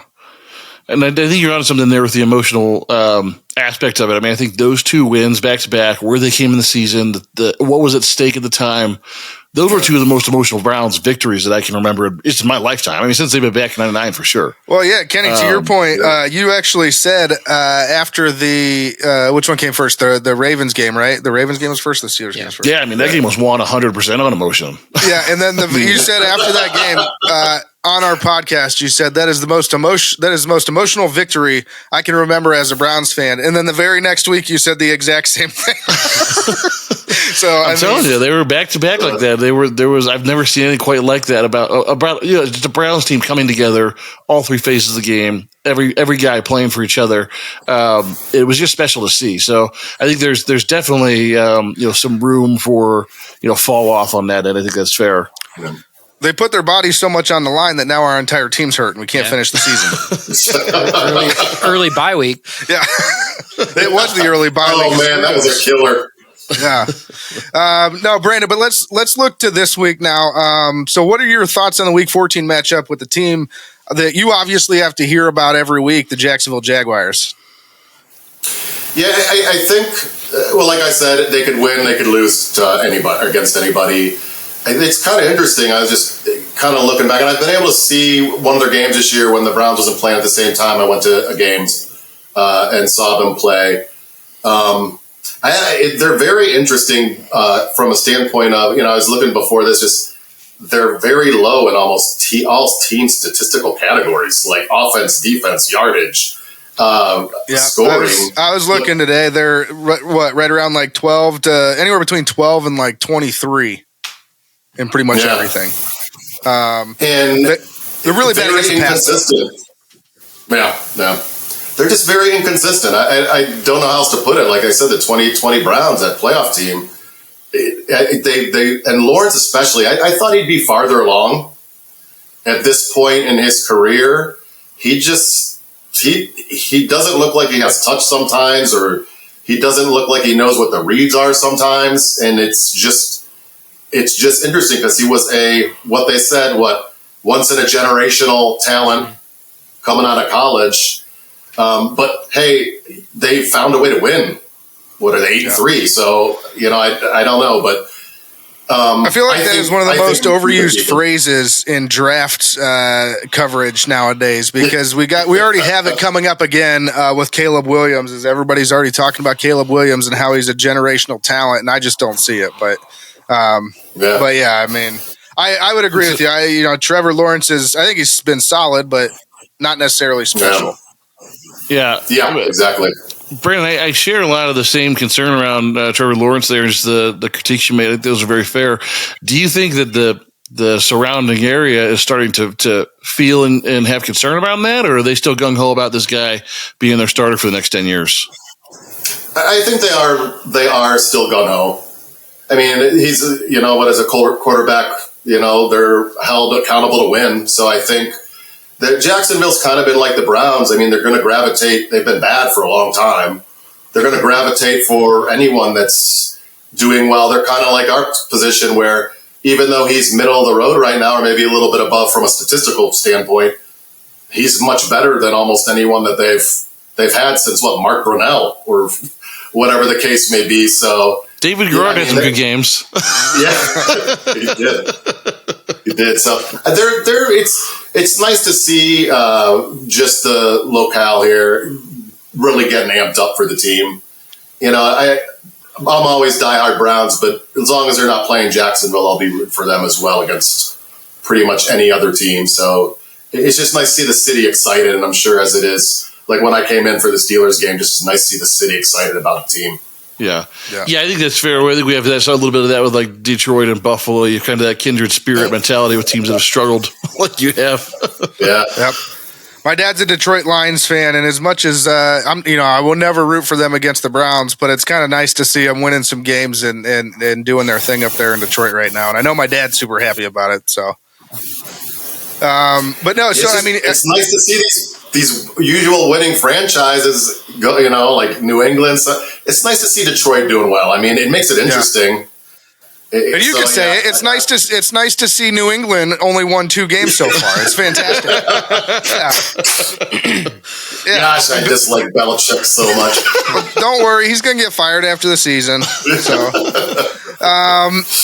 no, but so I mean, you mentioned Trevor Lawrence and kind of how everybody's feeling about Trevor Lawrence, but how is the city kind of feeling about the team as a whole in Jacksonville right now? I mean, are they pumped? Are they super high on this team, or do they have kind of more of that realistic mentality that you've adopted, where you're like, I don't know, they're okay. I think their record's probably better than than what they are. I mean, how's the city talking? Yeah, they're hyped.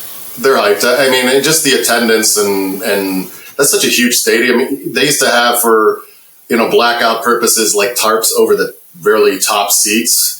So, those seats were not available. So it's great to see them open up the whole stadium. And I'll tell you what, one game I went to tailgating is great. People are excited. I think what people are hoping for is, because they saw it last year, is Jacksonville rounded into form during the end of the year, and they strung together those amazing wins against Tennessee to get in that crazy comeback or come from behind win. And I think they're expecting or hoping for that same type of thing to happen where Jacksonville's going to hit their stride towards the end of the year and be on a high note going into the playoffs. Yeah, and you bring that up. I know last year, didn't they finish like their last 8 games like 6-2 or something like that?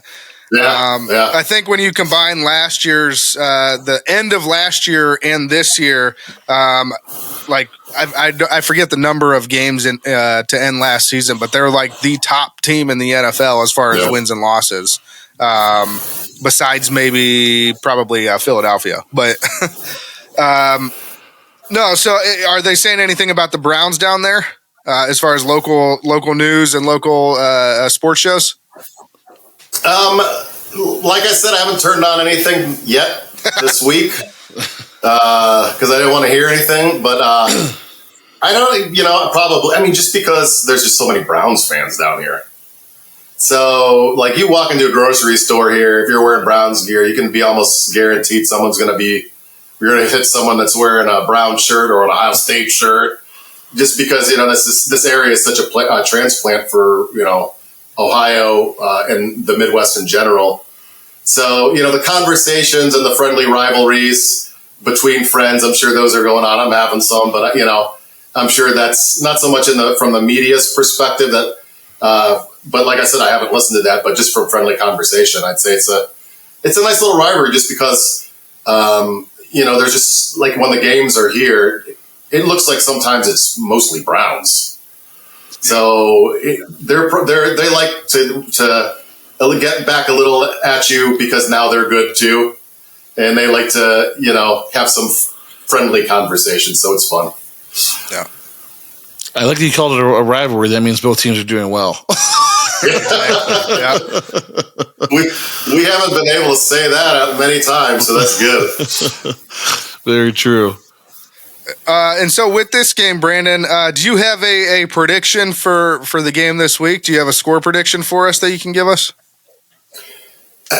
I really think the offensive line for Jacksonville sometimes been suspect here. So I know this is depending a lot. I really think some of the other players for us on defensive line, if we can cut on the penalties that killed us during this game, like last game, and Myles Garrett can play. I don't know. What's the status on Ward? Is he... I think he's week to week or day to day or whatever they're calling him. Yeah. Yeah. So I think it's going to be a lower scoring game. And I think, if we can run the ball, which I think hopefully we will this game, that we'll have an opportunity, and maybe 17-14 Browns winning. Yeah. Nice. You got the Browns winning. That's a positive. I mean, I will say this ahead of time. You're a lot more confident than I am. I mean, they needed to stop the bleeding, right? Yeah. I think that home cooking is going to help us out a lot. Since under Stefanski's tenure, we've been way better at home, right? I'm just hoping that it's just going to make a difference. Now, if I was going to put money on it, I probably wouldn't be saying that, but I'm going to be positive about it. We can appreciate that. Yeah. Now, real quick before we get going, Brandon, I do want to say we're brought to you by who, Kenny? Actually, before we do that, I had one more question for Brandon. More. Can I push back one second? Yes. So, obviously we talked about just the history a bit about Jacksonville and where they've been, and now the team is starting to have some success. Are you starting to see that reciprocated economically throughout the city a little bit? I mean, I know just personally, like from being here when LeBron was here, when LeBron came back, so many new sports bars opened. There was a lot more people downtown during games for those things. Are you seeing that like start to actually impact just the local economy there with the team being better? Well, I think it is because too the owner here is really Shad Khan. He is really focused on expanding Jacksonville's downtown because Jacksonville, kind of like Cleveland's a major commuter city, and the downtown area is not really where people go unless you're going to the different games or to a show or something like that or a concert. A lot of people when they go out, they go to Jack's Beach, as you can imagine, on the ocean, and they're going to be building, and I think in the next 4 years, a multi-billion-dollar stadium. So he's sticking in the money for that. I forget what hotel chain it is, but it's one of those 5-star hotels like in major cities, putting one right by the stadium, and they're trying to expand the things to do in downtown. And I think, just like you said, with, tailgating gets, there's a lot more people going to that now than used to. I think it's at the right time with what's going on in the city. And I think, to answer your question, it's having an impact. I think the fans coming out to the city and also the owner really investing. Awesome. Final follow-up. So in the new stadium, is every seat going to have a hot tub in it? Personal hot tub. You just sit down in it. It's like, have you seen those foot soakers? Have you seen those foot soakers? It's like one of those just for people, though. Like, you just sit in it. The hygiene thing I didn't even think about. That is funny. That would be disgusting. They would put a lot of chlorine in that hot tub. It gets shocked 47 times between every game. Why, Brandon, why'd you have to go straight there? Now I just can't get the thought out of my head. Oh, man. No, before we get going here, Brandon, we are brought to you by who, Kenny? With Seaside Events. As the official podcast of Seaside Events no, for the Browns. We're the official podcast of Seaside Events. Yeah, we're the official podcast of Seaside Events, is the official cruise event provider of the Cleveland Browns and organizer of the Browns Fan Cruise. And so got a phone call. So with that in mind, they did run a competition for Browns backers. However, that is over, and the winners will be announced soon. But I just wanted to make sure that we talked about this because we're going to be emceeing several events on the Fan Cruise, and we'll also be joined by 17 alumni that the fans will be able to mingle with and talk to and kind of get close, have dinner with, whatever the case may be. So for anyone that hasn't booked yet, please do so. It's going to be a blast. And then anything else, Brandon, that you wanted to say to Cleveland Browns fans, maybe that have moved away as you have from Northeast Ohio, or missing their kindred Browns fans and wanting to kind of get involved with a Browns backers group? I would say, and I have a friend, he travels quite a bit, and if he's there Sunday because he has meetings on Monday, he said that you could always, almost anywhere in the United States, you can always find someone to watch the Browns game with. You can always find a Browns backer bar, whether it's official or not. It's posted, it's somewhere. And I would just say that that's how I met a lot of great people in Jacksonville, because that was one of the things is, hey, I want to go out. I just don't want to cheer by myself sitting at home. I'd rather, go out there and cheer with people that are truly passionate like myself. So I think if anywhere, in Jacksonville, anywhere, if you haven't gone to a Browns backer chapter and you're a big Browns fan, you're not in Cleveland, go to one. I think you'll have a lot of fun. Kenny, you finding one on vacation right now? No, I went to the YouTube Browns backers bar, and it cost me a lot of money. By the way, Zach, great input today. And that's the one. Brandon and I are officially best friends. Oh, man. The Bone Man has been put in the grave and called out. He's here for the ride. One final thing that we'd like to mention before we get going, Brandon, is our Hot Take Hotline, the Burning River Sportscast Hot Take Hotline. It's a voicemail that's set up for Browns fans to literally call in and vent or praise the team before the game, during the game, after the game, literally whenever. It's up 24/7. You can say whatever you want, and we take the best takes and we put them on the air. So if you could spread that around to your group, hopefully we get some input there. Bone's been trying to get one of his coworkers to call for like 6 weeks now. Still hasn't happened. He's close. He's really close. One of these days. He's only going to talk about the Columbus Crew. So well, he probably won't talk about the Browns. Yeah. But yeah, so the number for that is 330-227-8080. 330? Yeah, 227-8080. Yep, call now. And so, Brandon, thank you for joining us here. It's been awesome having you. We really appreciate your time again, and go Browns here. Yeah, go Browns, and thank you so much for having me on. If you could give me just here we go, Brownies, here we go. Hoo. Oh, come on, there's the answer. So, no, thanks a lot, guys, and go Browns this weekend. I really think they're going to win. Hell yes.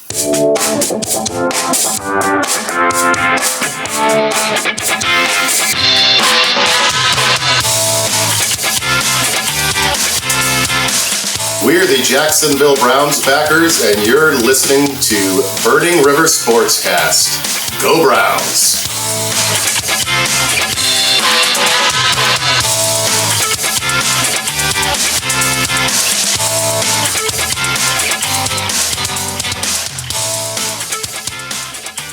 Wow, that was fun, guys. He really got you, huh, Bun? Yeah, he roasted me. I appreciate a good roasting. So he just called you out for ghosting, and he's like, "Who's this guy sitting over here doing nothing?" I mean, the best part. Go ahead, Kenny. So I was going to say, the best part of this is like if I had to put money on something happening this year, it would not have been on a Browns backer roasting Zach. Like if that was on your bingo square, you just won a lot of money.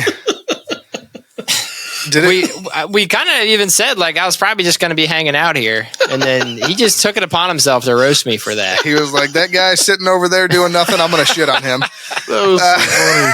Oh man! No, that was, and it was so unexpected. Like he's just out of nowhere. Well, good contribution today, buddy. I like his sense of humor. That was fantastic.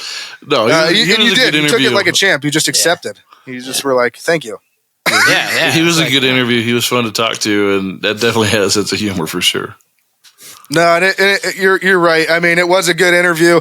But again, I just want to point out the charity work that these guys do. Their cause is fantastic down there, and everybody that we've talked to this year, they all have their own, different charities, different causes that they donate to, and that's just awesome. And I mentioned it in the interview, but I also want to mention it one more time.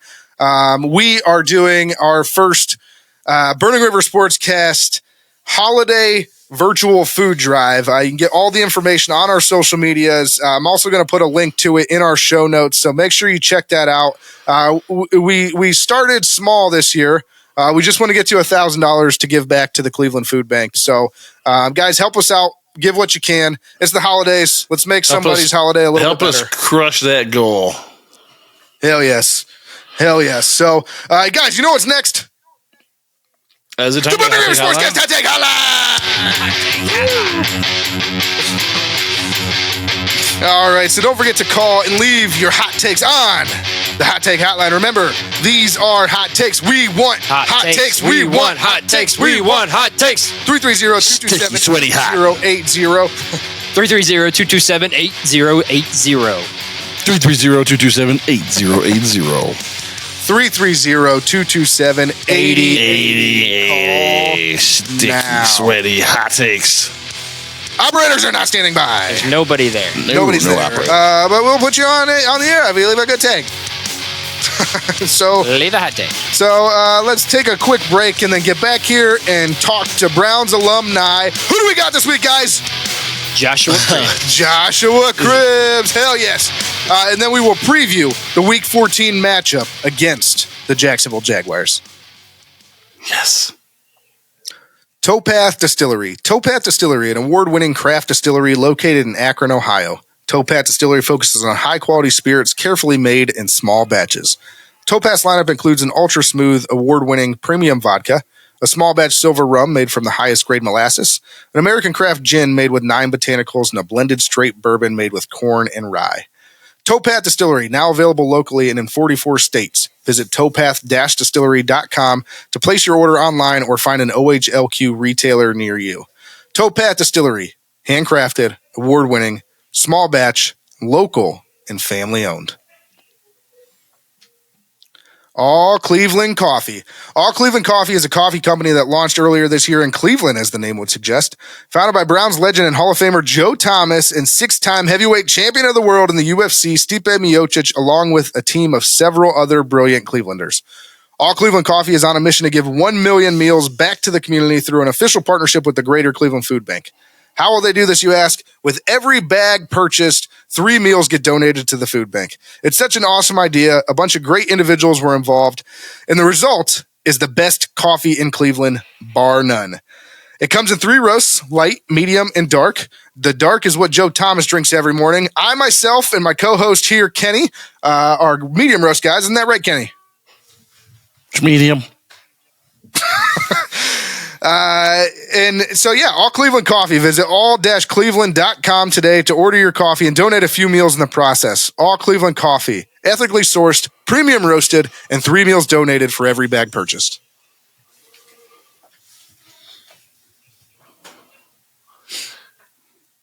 All right, so before we get into the Week 14 preview, let's take a few minutes to talk to another Cleveland Browns legend that will be joining us on the Browns fan cruise in March of 2024. Here's the thing. I know that these guys are all NFL players and all former Browns players, but this one's got me a little geeked. Are you talking to our fans? Yeah, just because I'm talking to just everybody right now, just because I love Josh Cribbs. Cribbs, baby. Hell yes. Let's do it.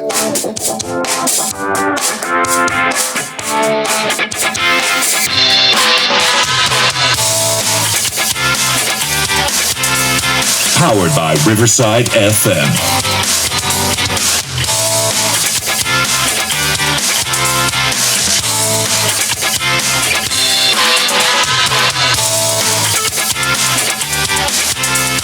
Okay, so our next guest is an absolute Browns god. He was inducted into the Cleveland Browns Legends program in 2020. His career statistics include 110 receptions, 1,175 receiving yards, 13,448 total return yards, 20 total touchdowns, 3-time Pro Bowler, first-team All-Pro in 2009, second-team All-Pro in 2007, NFL kickoff return yards leader in 2007, the NFL 2000s All-Decade Team, and a future Hall of Famer, one of the greatest returners that has ever lived, and an all-around great guy. Here he is. Everybody welcome Josh Cribbs.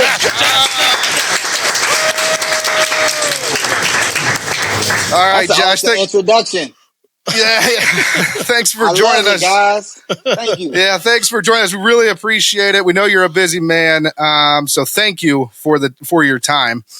And before we get started here, and get into some of the questions that we have for you, we do want to talk about something here. We're very excited about this. You're going to be on the Browns fan cruise in March of 2024. Yes, sir. The Joshua Cribbs will be there.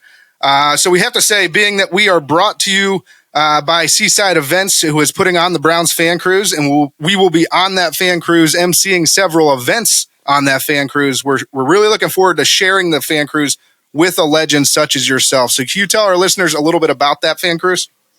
Yes, I'm excited about it, actually, to be able to, be on a luxurious boat, to cruise around the Caribbean with Browns fans, with like people, and to have fun, to genuinely have fun all day, every day. There's a lot of scheduled events that fans can interact with alumni and legends like myself. And I'm looking forward to hearing those stories that I have to cut short sometimes in the autograph line, or when you meet a fan out there in public and they want to, tell you these things and you don't have the time, or they feel uncomfortable.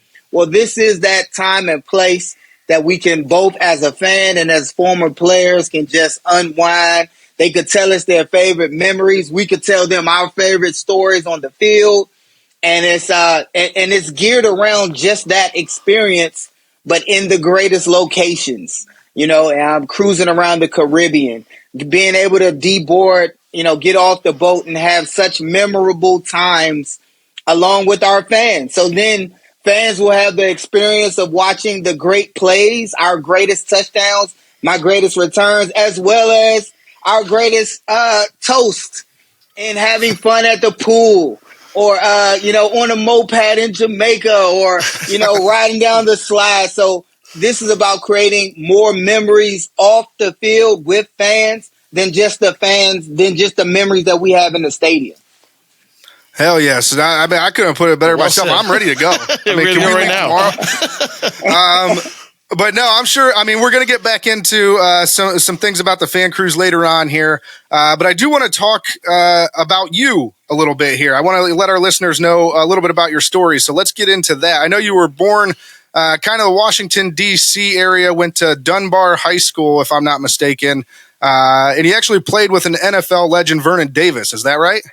Absolutely. Born and raised in Washington, D.C., in Northeast Washington, D.C. I went to Paul Lawrence Dunbar Senior High School. Vernon Davis, he was one of several guys on my football team that was able to make it pro as I was. He's a little younger than I am, so he was my tight end. He was a phenom, I would say, in high school as well, standing at about 6'3", 6'4" in the 10th grade. All the way on. So to be able to have a guy like that, helped us to win at least one of our championships. But we was able to win. I was 3 years in high school, was able to win 3 championships while in high school, and to earn a Division I scholarship at Kent State University.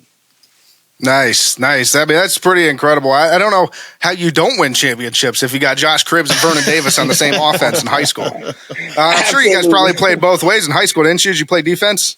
We definitely, when it mattered. Since I was a quarterback, I was only able to play defense in bigger caliber games, not regular season games, but playoffs, championships, of course, and also when we played out of town in versus good opponents. So we the way I got seen was we played against St. Ignatius here in Ohio, and we played at Byers Field all those years ago. And Kent State saw me. They were there for another athlete. Because at the time you had a team in St. Ignatius who was ranked like 2 or 3 in the country at the time, and they had an All-American quarterback, I believe. So a lot of scouts was out to see them. And Kent State saw me. We were able to warm up and have a workout, a practice at Kent State's indoor facility. And from that practice, they offered me a full scholarship. So they came. I would like to, I talked to the coaches and, they said they went to the game to confirm what they saw in practice. And, they offered me from that practice and that game. So that's how I made it to, Ohio. That's, by way of, that game against St. Ignatius. Well, thank God you played them. Was it your senior year, I'm assuming? Yes, my senior year. Yep, you're correct. Yeah, thank God for that. And I will say, you mentioned Kent State and you going to Kent State. You didn't just go to Kent State. Let me just rattle some of these school records off that you hold for Kent State. You are the all-time total offense leader with 10,839 yards, the all-time rushing touchdowns leader with 38, the all-time pass completions record holder with 616, pass attempts with 1,123, passing yardage with 7,169, touchdowns scored with 41, points scored with 246. Oh, and I'm not done. You're one of only 2 freshmen in NCAA history to both rush and pass for 1,000 yards. One of only 8 players in NCAA history to both rush and pass for 1,000 yards in at least 2 different seasons. You had your number 9 retired at Kent State. You're one of only 4 quarterbacks in NCAA history to rush for 3,500 yards and throw for 7,000 yards in your career. And you are the only player in NCAA history to lead his team in both rushing and passing in 4 different seasons. Wow. That's impressive. So, I don't think I knew all of that myself. Yeah, there is a caveat to the freshman part. So as coming in, rushing and throwing for 1,000, I came in with a teammate. So let me tell you this: I had a wide receiver, Daryl Dowry, who was a 4-star receiver who had committed to Arizona. So Arizona's whole coaching staff got fired that year. So they were like, hey, we'll take you, but you're not high on our list. So he came to Kent State with me. And the reason why I rushed for so many yards was because I didn't know the playbook that well. So if my friend wasn't open, and I would just take off running. Hey, well, it worked out well for you. Yeah, it worked out. So I remember one of the receivers was mad and was like, man, I need to throw a 81 because my friends who came from Dunbar, he had number 81. So everybody was like, man, we need to wear number 81 so Cribs would throw us the ball. Oh, my gosh. So there's a lot of stories behind that. Yeah, and I mean, you can do you have anything else you could tell us about your time at Kent State? I mean, I know being Browns fans, I think most Browns fans living in Northeast Ohio or have at least heard of Kent State, Right. you know, one of the Division I schools in the area. And obviously it was a big deal that you ended up with the Browns, which we'll get to in a minute. But can you tell us anything else about your time at Kent State? Yes, my teammates, you know, one bit in particular welcomed me to NCAA football, James Harrison. And he was a linebacker for the Steelers for years. I saw him twice a year, played against him twice a year. But he was my teammate for 4 years. And it was awkward, you know, being welcomed to NCAA football by a linebacker that's on your team in practice with a red jersey on. You know, and it said, I thought the red jersey mean don't hit the quarterback. But James Harrison, he did not get the memo. So That doesn't surprise me about James. running the option, you know, getting hit that hard in practice as a freshman, it was eye-opening. You know, I was confused because I thought I wasn't supposed to be getting hit. And then when I found out I wasn't supposed to get hit, I was confused to why isn't anybody doing anything about it? This can very well happen again. and nothing was done. My head coach at the time was Dean Pease. He has since went on from Kent to the Patriots. And then from there, he was at Baltimore a lot of years. And I think he finished up because he coached Vrabel when he was with the Patriots. So Vrabel hired him as his defensive coordinator, but he had some health issues, Dean Pease.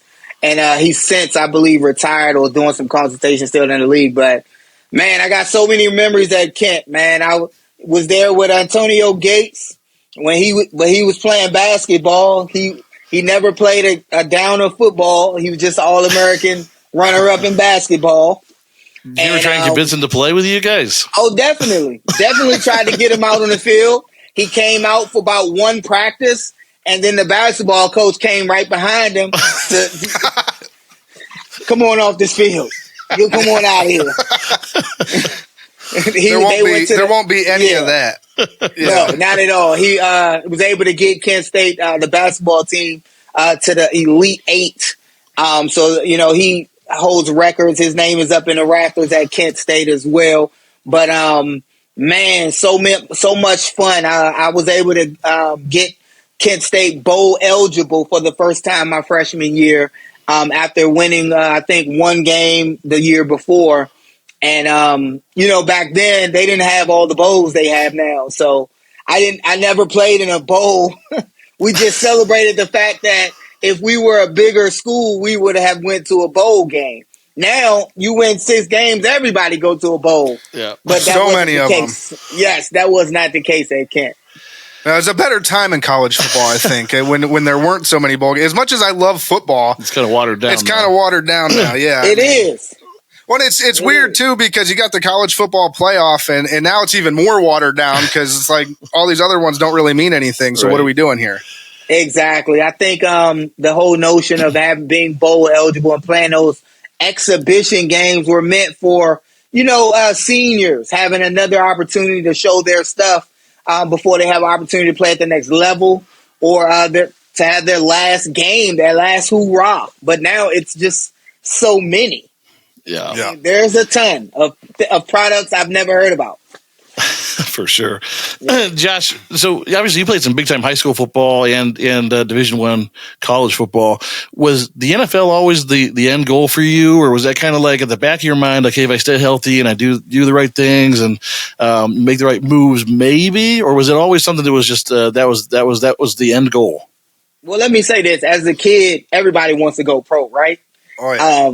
You know, until they have to put in that work. So at each level, it wasn't in my head. At each level, it was to get to the next level. You know, in college, But in high school, it was to get Division I, get to a D1 school, or get to college and play football. My friends and I, we used to prank call each other, and they prank called me the best, and they actually got me. They pretended to be Bobby Bowden from Florida State, and they called my house on three-way, and I mean, I was fooled. I straightened up. Was like, oh yeah. So, I mean, I remember one of my friends was like, this goddamn Bobby Bowden. I mean, he had his voice down. He was like, I'm looking for Mr. Josh Crib. I mean, it was his voice. I can't reenact it, but my friends, as soon as I said something to the affirmative, like, yes, sir, coach. I mean, I heard all these different voices laughing and snickering and, we got, I was just so embarrassed. But we used to prank call each other, and I used to send out a lot of, mail questionnaires to get schools excited about me, and it wasn't as easy as it is now. You had to produce a VHS tape of your highlights, and then when I finally was able to have an opportunity to go to Kent State. The same thing. I didn't know I had the opportunity to play professionally until my first year, until I was playing against team, and it was easy for me.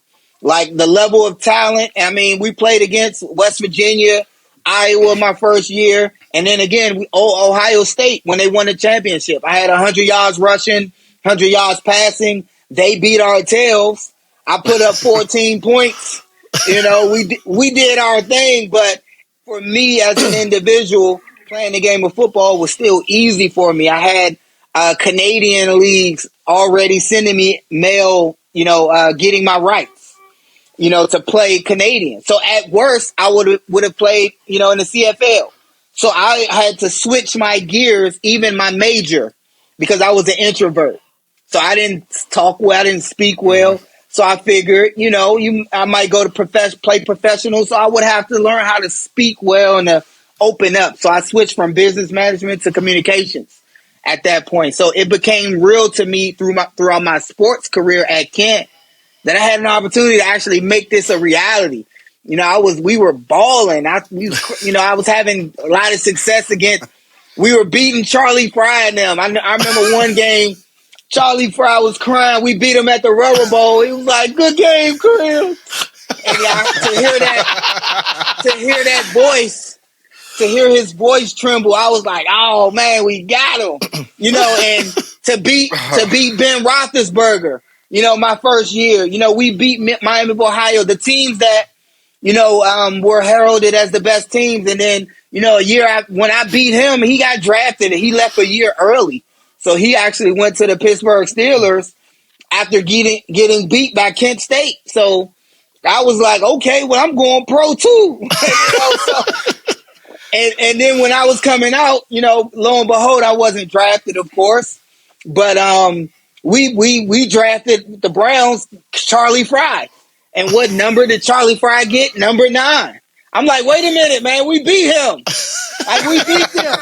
I was looking around like, yeah, like we beat them, so it was just apparent that, the NFL was, different. They had a different metric. It was all about, I had to prove myself all over again, coming from Kent State and not being the ideal quarterback. That wasn't my dream to play quarterback at the NFL level. It was just to make it to the NFL. So I guess, when life rewinds itself, I'll be more specific next time in the next lifetime. I'll say I want to play quarterback. God, a couple of things about that story, Josh. Specifically, you and Charlie Fry. One, you have no idea how big of a Charlie Fry fan this guy was. He was one of the Fry people. Guy? Oh yeah, he was one of the people that was Charlie Fry for Heisman. He was like, Charlie Fry. The Browns drafted him. He's going to be phenomenal. Oh, to be fair, we had season tickets to the Zips growing up. So we're both from Akron, Ohio. So I went to Kent State. Yeah, he did go to Kent State. I'm trying to look for where they do that at. where they go to Kent and then become huge. Well, I was the Zip fan first growing up, and then as I got older, I changed my ways. I get it. He learned. You became smart. There you go. That's right. Yes. Yeah. Charlie Fry wasn't bad. We grew to become good friends. We used to have standoffs at the mall in Akron, Chapel Hill, I think it's called. We would have standoffs. It would be me and my lineman, and then him and his lineman. We would both walk into I wouldn't know he was there. I remember we walked into a Foot Locker or something, and him and his friends, him and his teammates were there, and they like, Chris, that's Charlie Fry. So me and Charlie met in the middle while our guys stayed behind. It was so yes, it was like a standoff, like we were like opposing powers or something, like out of like a high school football movie. Yes, it was something you definitely see in a movie, but we met in the middle. We was like, yeah, what's up, Charlie? He was like, yeah, what's up, Chris? Dapped it up. And then he was like, y'all in here. It was like we couldn't occupy the same space, so we had to have a treaty on who was going to occupy the Foot Locker. So since they were already done, they was like, yeah, we gonna roll, and then y'all can have it after that. So we like, all right. So we stood outside. We'll wait out until here. They fit. And then they was like, yeah, we ain't gonna be long. So I brokered the treaty, and then we waited for a few minutes. The Zips exited, and then the Flashes came in to shop, to window shop some shoes using Pell Grant money. Because we didn't have no NIL deals, man. No, Josh, we've been doing this all season, and I've cried 3 times already. Just laughing. Man, it was crazy, man. No, you mentioned Chapel Hill. Chapel Hill, I don't know if you know this or not. Chapel Hill's actually closed down now. I mean, it's still kind of open. There's some stores in there, but it's not a mall anymore. It's an industrial park. Oh, it's an industrial park. Yeah, so it's done. You guys shut it down for a lot of malls, man. You know how it is. The economy changed. Yeah, well, I think like Kenny said, I think the Kent State Golden Flashes and the Akron Zips got together. They couldn't handle it. They shut it down. They said there's too much. Too much controversy, too much conflict. The animosity used to build too much between the Zips and the Flashes. I don't blame them. Yeah. So you kind of mentioned it already, Josh, but it took me 4 minutes to rattle off all your records in college, and somehow after all of that, you still went undrafted in 2005. But the Browns did pick you up as an undrafted free agent. And we kind of knew right away as the season got started, and you made a pretty immediate impact on special teams that we got to steal. So can you kind of tell us about, the process going undrafted, then kind of coming onto the Browns and how you broke out with them? Yeah, actually, I was able to, I actually coached for the Browns in 2018, and I was able to talk to one of the scouts who was in the war room when they actually got me as an undrafted free agent. And he said they all were like high-fiving, thinking I was going to go. I had different offers to go to different, teams' training camps. But since I was closer to the Browns, I figured they saw me the most. I was right up the road, making their local television. They would have more knowledge of me. But he told me, he was like, man, they know they got a steal, and they start high-fiving. And he was speaking as if more of a full circle moment. But I was kind of like, man, y'all should have drafted me, man. Y'all tell me that. Yeah, I was kind of disappointed. Like, oh, so y'all got a steal, huh? Y'all should have paid more. Because I remember Coach Rabisky called me, Terry Rabisky, and he offered me $5,000 to play for the Browns, to come in as a priority free agent. I must have heard 5 million because I blanked out. I started to tear a little bit. I didn't know the process. For me, that call meant you're on the team. We're going to sign you. You're on the team. I didn't know there was like a bachelor type setting to whereas we had to audition every single day, and then there's an actual rose ceremony where they cut throughout training camp. And I didn't know none of that.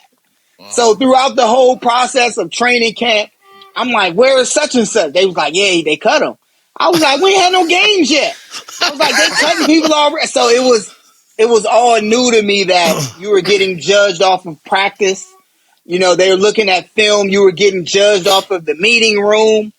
And I remember Coach Romeo Crennel looked at the room. It was like 30 guys, 30 rookies and free agents, 6 draft picks. He said we only have room for about 2 undrafted free agents plus the 6 rookies.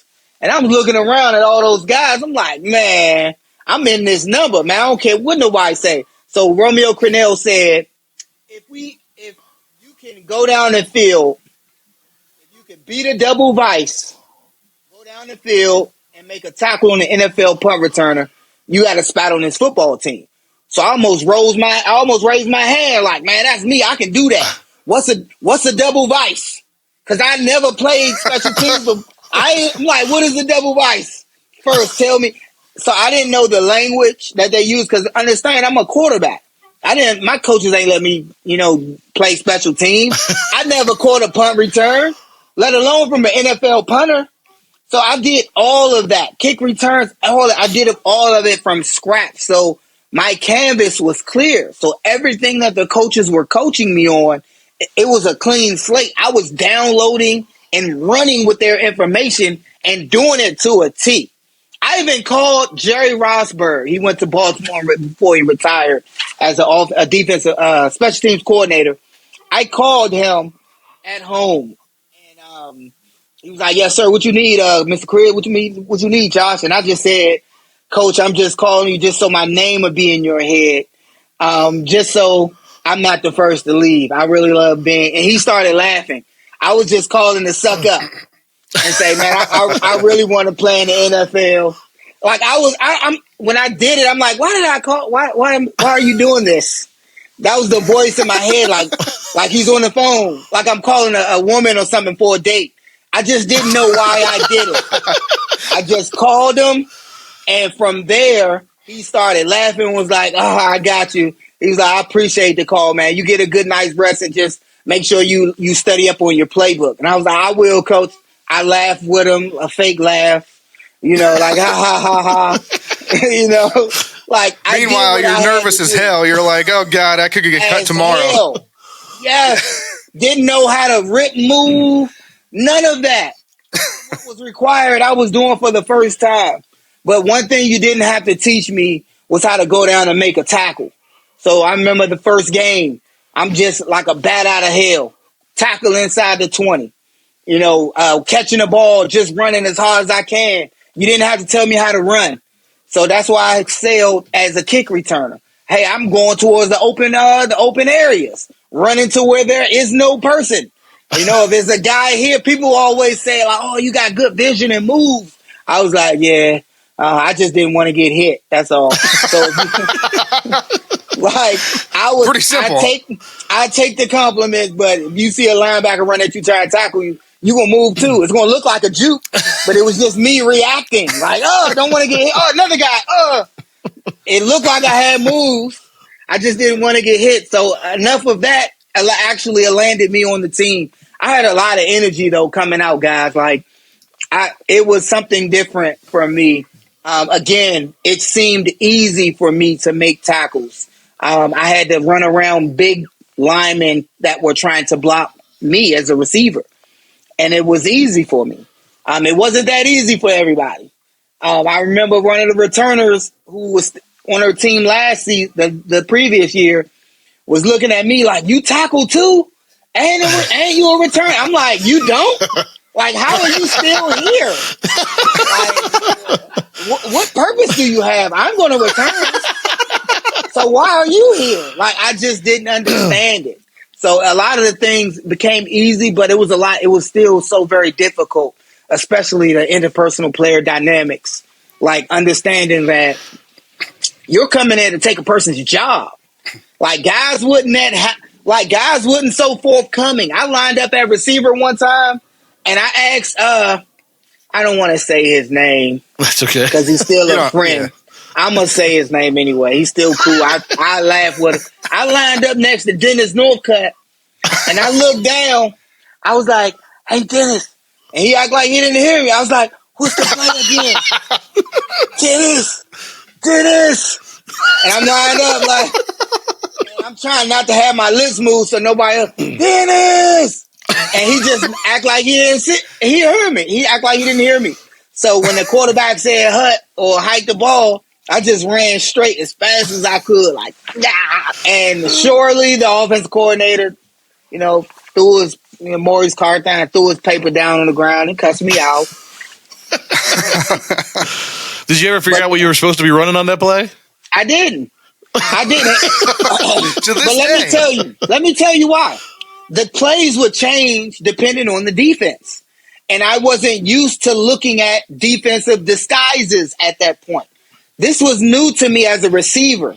As a quarterback, it was a clear view. But a NFL defense disguising their coverage, they're not teaching me the plays. They're teaching the starters the plays. Terry Robisky, all the coach, they're teaching Northcutt, Andre, the starting wide receivers.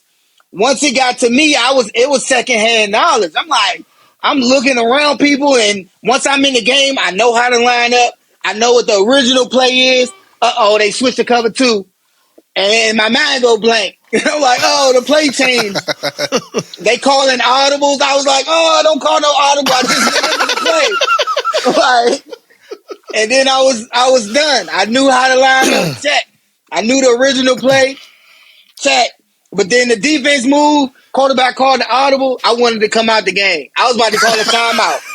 But it was practice. Oh, man. So, I guess the moral of the story here is even though we believe you're a future Hall of Famer, I mean, I guess it wasn't always so easy as you were learning the playbook, especially at the wide receiver spot.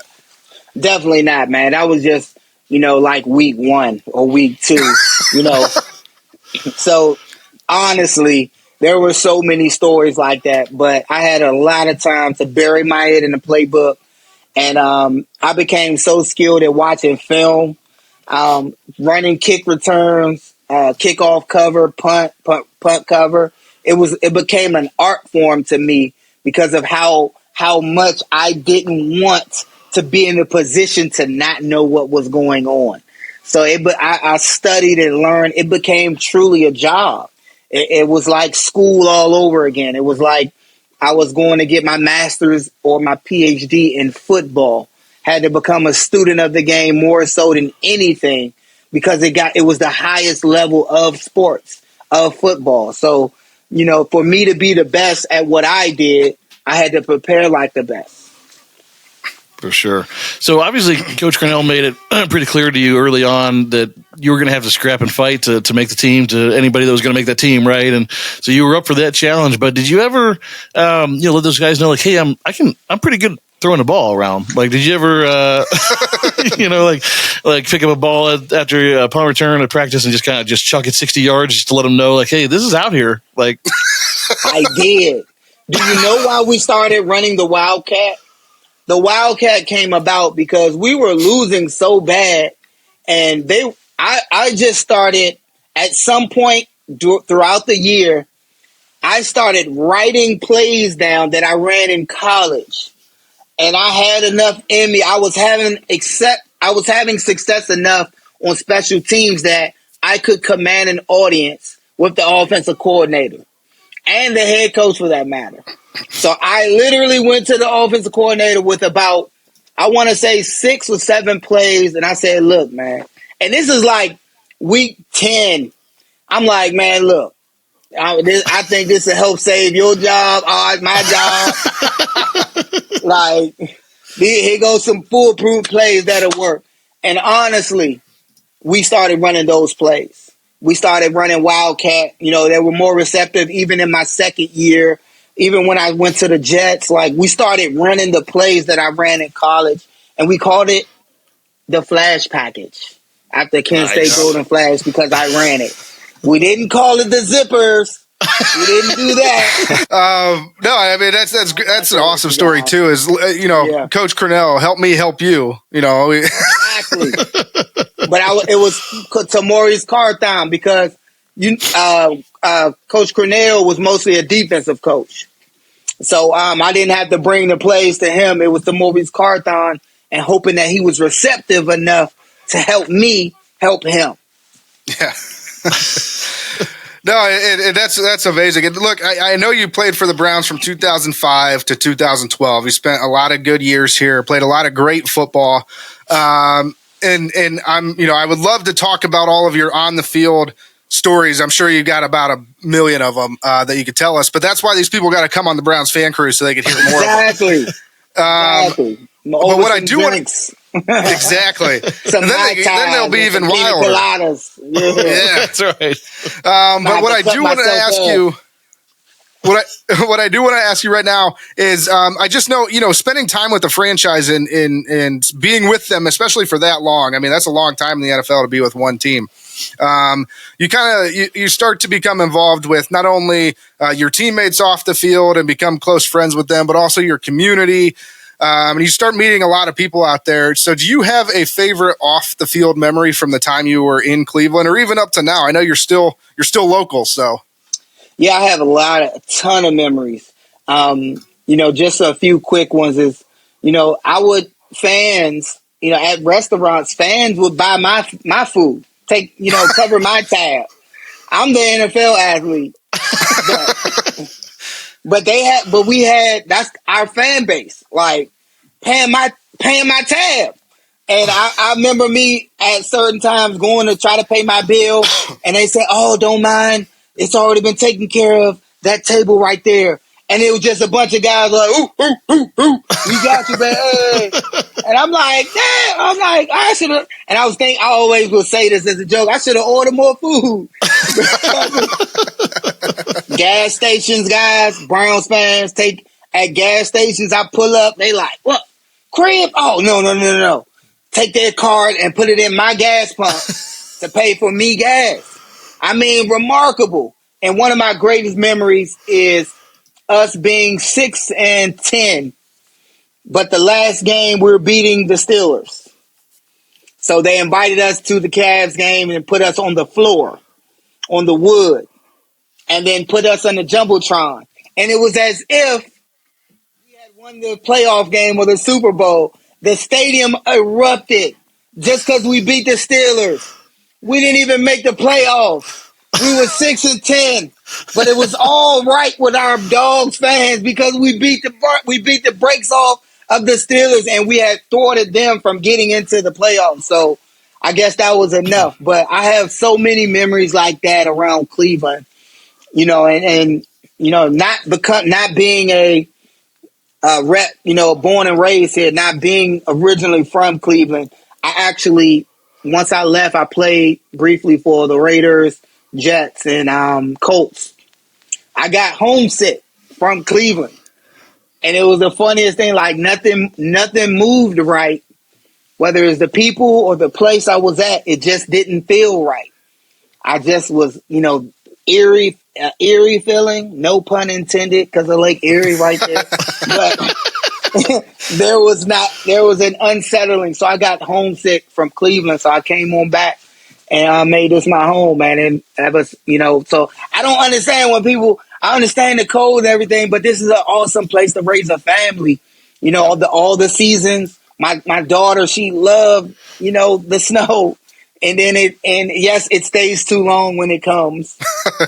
The winter overstays its welcome, but we've loved Cleveland, man. And so I wouldn't regret it for the world. That's awesome. No, and we do.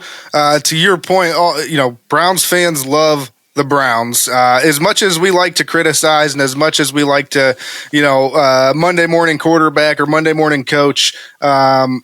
Even when we're upset, if we saw one of our favorite Browns players out there, we're going nuts because we love our Browns. There's something different about it. Yeah, and so again, Josh, I know you're a fan favorite with the Browns and an absolute stud to our generation. Like I said before, I believe, and all of us here at Burning River Sportscast believe you're a future Hall of Famer, and we're going to speak that into existence. Absolutely. But for most guys, they get sort of this whole second life after football. And I'll be honest with you, it seems like you're living your best life. So can you tell us what you're up to these days? I'm up to everything. For me, at first I'm a dad. So I'm a dad of a junior in college. I have a daughter. My oldest is a daughter. She's a junior at college in North Carolina.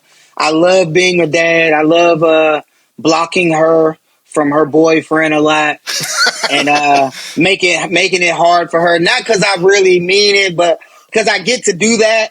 So because you're a dad. Because I'm a dad. I make them stay here. I make her bring them back to Cleveland. And when they try to get time alone, like they'll go in the basement, I like keep walking around the steps. to don't matter how old you are. Yeah. I don't even want nothing. I just make it hard for them to.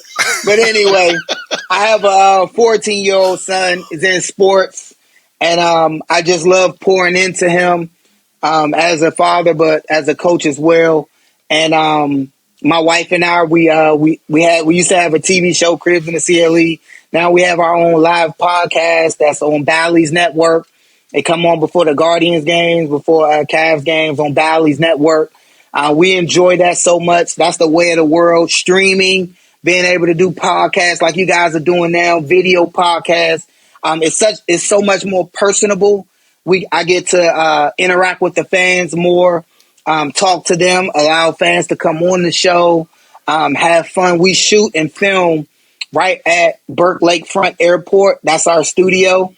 We're expanding so much, and we just love it, man. We have a good group of people down there, Big Play Studios, and it's all Cleveland. A lot of history down there. It's a mural on the wall that's speaking into fruition my Hall of Fame campaign. It says Josh Cribbs to the Pro Football Hall of Fame. I've been nominated 4 times, rightfully so. I have no problem, with my plugs, my shameless plugs. When you mention great returners, you mention me. But one thing I have over other returners, I covered as well. When I made the Pro Bowl as a returner, I was also a first alternate as a cover guy because you couldn't make it at 2 positions. And I think that's very important because nobody has ever done that. Nobody has done it both at the highest of levels. And to be an all-decade, there's not a lot. So putting my name out there when you speak of Hall of Famers, I'm blessed. I'm honored to have come from so far to where I am now. But I'm doing so much. I'm out there in the community. I'm still attached to the Browns organization. They have me speak on their behalf and attend corporate events and engagements on their behalf.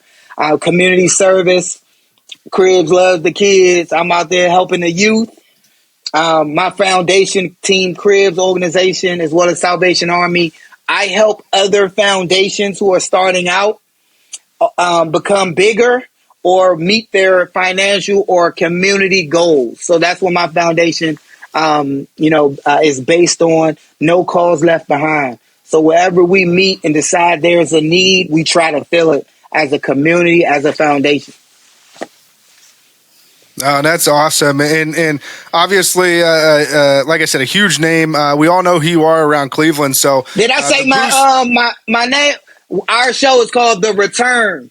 The Return on Big Play Network. The Return. So great name for Twitter. A show, by the way. Right. Absolutely. I wonder where they came up with that. Exactly.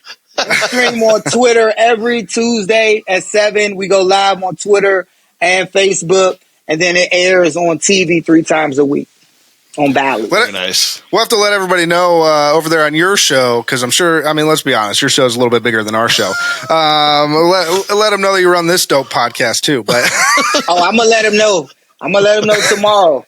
Thank you. We appreciate that. But no, for us all. Exactly. Everybody in Cleveland could talk about the Browns, and there still wouldn't be enough coverage on the Browns. Exactly. I rifle between everybody. I sift through a lot of. I comment. I love interacting with true Browns fans and podcasts. Yeah, we do too, and we really appreciate that. And I will say this: some of your talk about events that you're doing, especially for the Browns and things, it kind of is a good segue here because I'm going to bring things back a little bit to what we talked about at the beginning of the interview here. The time we're going to spend on the open ocean in March of 2024. as well as a couple amazing stops along the way. So let's talk about some of the things everyone should look forward to on the Browns Fan Cruise. I know you mentioned a couple things we're doing. Did you have one event in particular or that is going to be happening on the Browns Fan Cruise that you're looking forward to? There's no one event that I'm specifically looking forward to. I'm just looking forward to the cruise itself, because we're going to be on there. There's going to be a ton of Browns fans. It's not as if I'm there.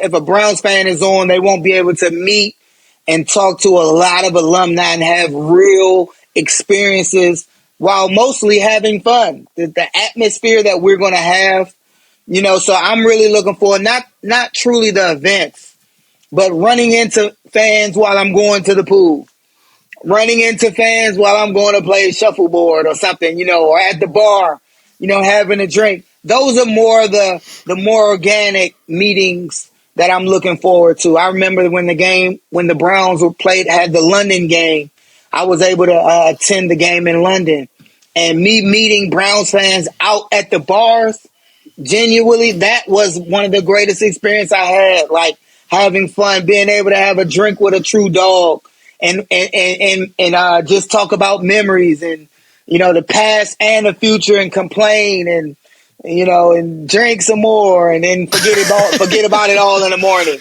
It's amazing how easily talking Browns and drinking go together. It's like you gotta do that. You can't do it. When you're talking about Browns, you gotta be like, wait a minute, my drink is on the way. Hold on. Exactly. No, but I do know that one thing that the Browns Fan Cruise had going was that it just wrapped up not too long ago. They had a competition for the Browns backers organizations out there. And so basically the winner will be announced soon, but what the winner gets is the chapter with the most bookings is going to get an all expenses paid balcony cabin for 2 on the Browns Fan Cruise. The chapter with the highest members to bookings ratio also gets an all expenses paid ocean view cabin for 2. All members of the winning chapter will receive a specialty dining pass for 2 guests, and all members of the winning chapter will receive a Browns Fan Cruise commemorative Cleveland Browns autographed football. So with all that in mind, and all the effort that these Browns... I might need to start signing people up too. Yeah, for all the effort that the Browns backers kind of put in to get signed up and to come along with us on the Browns Fan Cruise, do you have anything you want to say to Browns backers across the nation? And you mentioned Germany, across the world as well. I know they have some over there.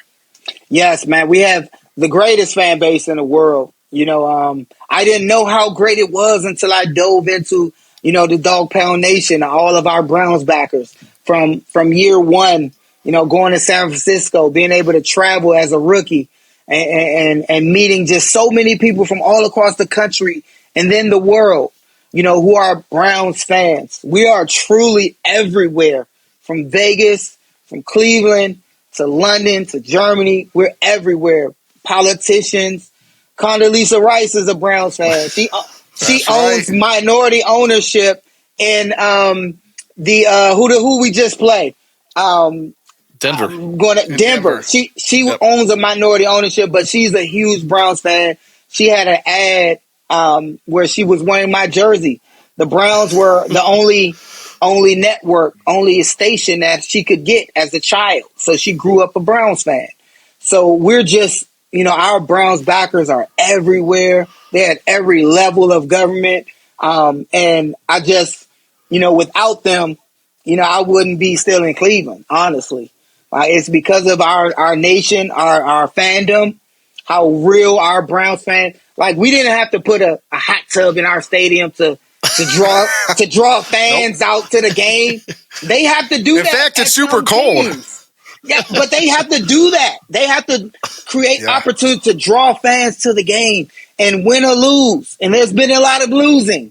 We still have the greatest and the best fan base, and that's how you could tell. So I wanted to say thank you to him, and I can't wait to see him out in paradise. Hell yes. Sure. And you mentioned getting homesick at some of these other places you played. So did you secretly look up the Browns backers in all those areas? Go to a couple, if you guys happen to have a day off, you went to a game, I'm going to go watch the Browns play. That would have been good that back then. I did. That would have been a good idea. That's some advice you get from your mom or your dad, like, oh, you got family out here. Won't you check out some of your family? I didn't get that advice when I was homesick. You know, I'm a guy, man. We don't tell people we homesick. You know, that's something you do after. You do that afterwards, after you over it. We feel it. Well, Josh, listen, we would love to sit here and talk Browns with you all day. We didn't even really get to the team this year, but that's okay. No, that's okay. That's okay. These stories were fantastic, and we're looking forward to hearing more of them in March of 2024 on the Browns Fan Cruise. So everybody, if you haven't got your tickets yet, you got to get them soon. If you want to be able to have an opportunity to talk to Josh Cribbs and hear some of these amazing stories, as well as, 16 other alumni. So. Real quick, Josh, before we get off here, I know we went a little long, but do you have a final season-long prediction for this year's team? As far as record, I think this team will muster and do what it has to do to get to a playoff berth. Beyond that, I'll be excited. But this team has been through so much, the injuries. Yeah. So I'm almost, as a fan, giving them a mulligan because I had so much high hopes for this team, but without the necessary talent, it's almost defeating, but I understand. As a fan, I'm like, what do we expect, with all these injuries? So I hope they do what it takes to get to a playoff berth. That I will be excited if they can get that done, but I'm giving them grace just because of all the injuries. Fair. That's totally fair. The laundry list of injuries is quite long. It's very real. But again, really appreciate your time today, and we appreciate just the fact that you're a huge advocate for Northeast Ohio and the Cleveland area and the Browns so much. So thank you so much for joining us. And like Ronnie said, we can't wait to get on that cruise with you, have a few drinks, and listen to some more stories. Absolutely. Thank you for having me, guys. Thanks, Josh.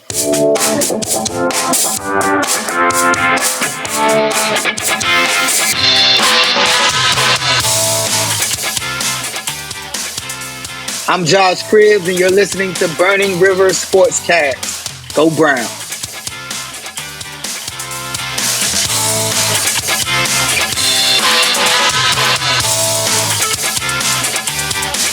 Guys, Josh Cribbs is a dirty dog. We just talked to Josh Cribbs. He's the dirtiest dog. Is what? I said we just talked to Josh Cribbs. We did just talk to Josh Cribbs. He was legitimately, he's been one of my favorite players since I've been watching the Browns. For so many reasons. Obviously, he was a Kent State guy, and we grew up right down the road. But he's so fun to watch. And he always had that underdog mentality, and he always came out on top. Just feels like a real milestone moment for us, to just kind of, again, all these guys are fan favorites, but this is our fan favorite. This is the one guy that we grew up watching outside of Joe Thomas that was really, really good and really exciting to watch every time he hit the field. So, really awesome to catch up with Josh. So I was grateful that he was able to spend some time with us and look forward to spending some time on the fan cruise because we'll geek out again and get him telling us some stories because he had quite a few of them. Hell yes. And I will say this, the fact, just for our listeners here, the fact, I don't think I could put into words the fact that we were able to do this for our 50th episode, have such a great interview like that for our 50th episode. I mean, it's a real awesome moment for all of us here at Burning River Sportscast. We started from the bottom, now we're here. So, well, I'll say this. Every interview we've done, these guys, these alumni have been so gracious and generous with their time. It felt like with Josh, he would have kept talking to us for all night if we didn't cut it off. So, it's just been a great series. We only really got through his college career. We barely got to talk about the Browns. Right. And he just had so many stories. But again, I will say this: that's why you got to go on the Browns fan cruise in March of 2024 because those Brown stories you will be able to hear. And as Kenny mentioned, I'm sure he'll be telling them all night, every night, and it's going to be fucking glorious. So come take a trip with us on the Browns fan cruise. I know I'm not supposed to drop F-bombs around that, but I don't really give a shit right now. So it's going to be super dope. Get on board. Yes. One more note about the fan cruise. I know that we had obviously the competition came and went. We had the 90 and 60-day payment plans that came and went. Now there is a promotion. If you book a cabin now through, I think right up until the day of the cruise, you get on cruise or in boat credit, however they're describing it, of I think $100 or $200 depending on which cabin you buy. So those things can be used like in the casino or for the upscale dining options and things like that. So cash. We all know how people are using those. Let's be honest. Dump it all in one slot machine, or put it all in red at the roulette table. No, everybody's buying booze with that. No. That's what they're doing. I think booze is included in your drink package, right? With everything. Oh yeah, you're right. We do get a. We do. Probably like nobody's buying booze with that. They're all putting it on red. That might be like a top shelf booze. Yeah, top shelf I don't know. booze. Yeah, I don't really know how that works. I've never been on a cruise. It's going to be fucking sweet. Anyways, that's two of them. I'm sorry. But that'll take us to the Week 14 preview. We're getting canceled. I got really excited about the Browns. Talk to Josh Cribbs. All right, so this week we have the Jacksonville Jaguars, and Kenny, I'm going to start it with you like I always do. You got any matchup previews or opposition research you want to highlight here? Look, I think as our Browns backer kind of put it, this is an interesting team that can kind of play up or play down to their opponents. If you look through, their team statistics, there's a couple of things that jump out. To me, it was their numbers are kind of all over the place, but they're kind of middle range. But if you actually look at their overall statistics for their offense and their defense, they rank in the top 6 in both, which is kind of surprising. That's a pretty good stat. A lot of these are kind of all over the place. It's like they rank in 12th or they rank in 5th. And but as a conglomerate, they are number 6 in offense and number 6 in defense. So not a pushover by any means. This team can certainly move the ball, certainly has the opportunity to stop better offenses. The other number that really stuck out to me, though, which I think is going to be critical this week, is their sack percentage on defense. It is they are ranked 28th in the league in sack percentage. So with a guy like Joe Flacco back there, I think that's a good thing. Advantage Browns, the fact that not only are we just trying to keep him upright, we aren't even really playing a team that has a pass rush that is super effective. So I think that's a big win for the Browns. But that being said, they are ranked I think 3rd overall in opponent rush yards per game. So what we get out of Joe might be the difference in the game, because they're pretty stout against the run, even if they don't have a great pass rush. So young team, well coached, near the top of the league in terms of penalties, not being called on them. I think they're in like 3rd or 4th in the league in like total penalties against. So well coached team, young team, and they have some athletes out there. I mean, we've talked about them a little bit this year. Guys like Travis Etienne, Trevor Lawrence, obviously we talked about as a generational talent with our Browns backer friend. There's potential for a lot of things to go wrong. But this team is also young. And this Browns team has played above their skill level all season long. So I think it's one of those that really can go either way. But I think it's just the team that shows up better prepared on Sunday is going to take this one. Nice. A lot of good points there. For me, obviously, I always do 2 position matchups here. And both of mine focus on the secondaries versus the other team's quarterback. So we'll start with the Browns secondary versus Trevor Lawrence. The Browns secondary is banged up right now, obviously, with Denzel missing the last few games. And Juan Thornhill missed a few games, came back this week, but didn't look particularly good. So it's been rough lately. And Trevor Lawrence, he's a pretty good quarterback. I will say this, while he does have some down games occasionally, he can also pop off for 400 yards on any given Sunday. So it's going to be interesting to see with the Browns DBs, especially if Zell can't go this week, if they're able to kind of keep him in check. That's even besides the fact that we don't know what kind of pass rush we're going to be able to get with Myles Garrett and what condition he's in. So I think the secondary is going to have to play well in this one. And if they don't, it could be a long day on defense for the Browns. And then you take it over to the other side here. Joe Flacco or DTR, whoever plays. I'm in my opinion, they're probably leaning towards Joe Flacco at this moment. But again, we record on Monday, so we have no idea. So Browns QB versus Jaguars secondary. You mentioned that they're what'd you say? Third against the run, fourth against the run. Third against the run. Yep, that's correct. Third against the run. Well, on the flip side of that, one of the biggest weaknesses of this Jaguars team is they are 28th against the pass. And so this is the game. This is the game that Kevin Stefanski has been waiting for all season long. We've got a team that has got a bad pass defense, and there's no excuses. There's no explaining that needs to be done when he passes the ball 74 times. So this is the one game where Stefanski's going to pass the ball 16 times. It's going to be the most run-heavy game of the year. It is, because you know how that goes. And if we're talking about that next week on our show, then I almost guarantee we lost this game. But they are ranked 28 against the pass. I'm going to put a bullet in my head. Yeah, you and me both, and then it'll just be the bone cast.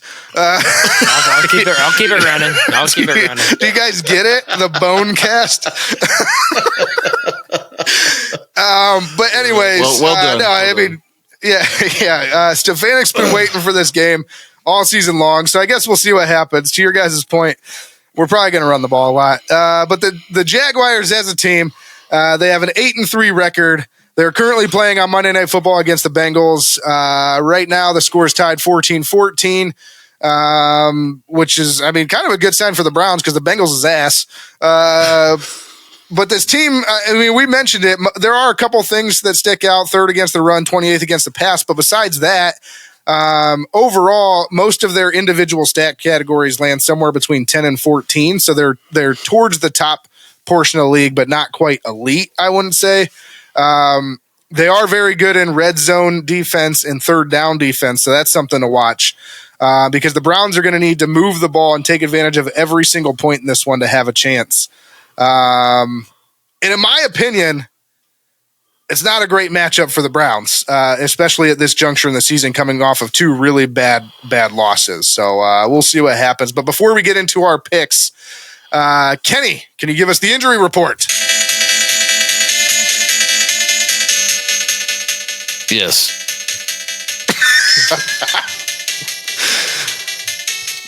All right, what do you got for us, Kenny? The injury report. So the good news is the Jacksonville Jaguars have quite a few injuries. Not that we won't people get hurt, but you're looking at tonight. For the Monday night game, they have handful of guys out. Brenton Strange, tight end. Chandler Brewer, offensive tackle. Monteric Brown, corner. Elijah Cooks, wide receiver. Yasser Abdullah, linebacker. Angelo Blackson, defensive end. That's all just for the Monday night game. So we'll see how those guys fare during the week, but they are missing the game against Cincinnati on the night we record. And then before that, most of these guys are all injured reserve guys. Cam Robinson was the last guy to go on injured reserve. They're right after Thanksgiving. So a team that's pretty banged up. They got a number of other guys that have been on injured reserve for most of the season. So one of the more banged up teams that we've seen this year. But not to be outdone. Thank God it's almost a level playing field. Yeah, the Browns also have their share of injuries. Obviously, we know about all the guys on IR. Dorian Thompson-Robinson still in the concussion protocol. Denzel Ward still statused as out. Marquise Goodwin still statused as out.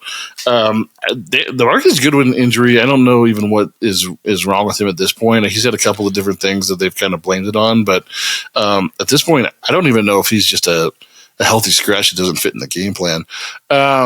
Anymore with the quarterback's carousel. Amari Cooper obviously got hit so hard he couldn't catch the ball anymore on Sunday, so he's questionable for Sunday and is in the concussion protocol. And then it's not funny when guys go in concussion protocol, but that was a good joke. Newly to the list. And this happened even before the game this weekend, but his status is out. Michael Woods' Achilles was handed a 6-game suspension for violating the NFL's personal conduct policy, so he'll be done through the end of the year.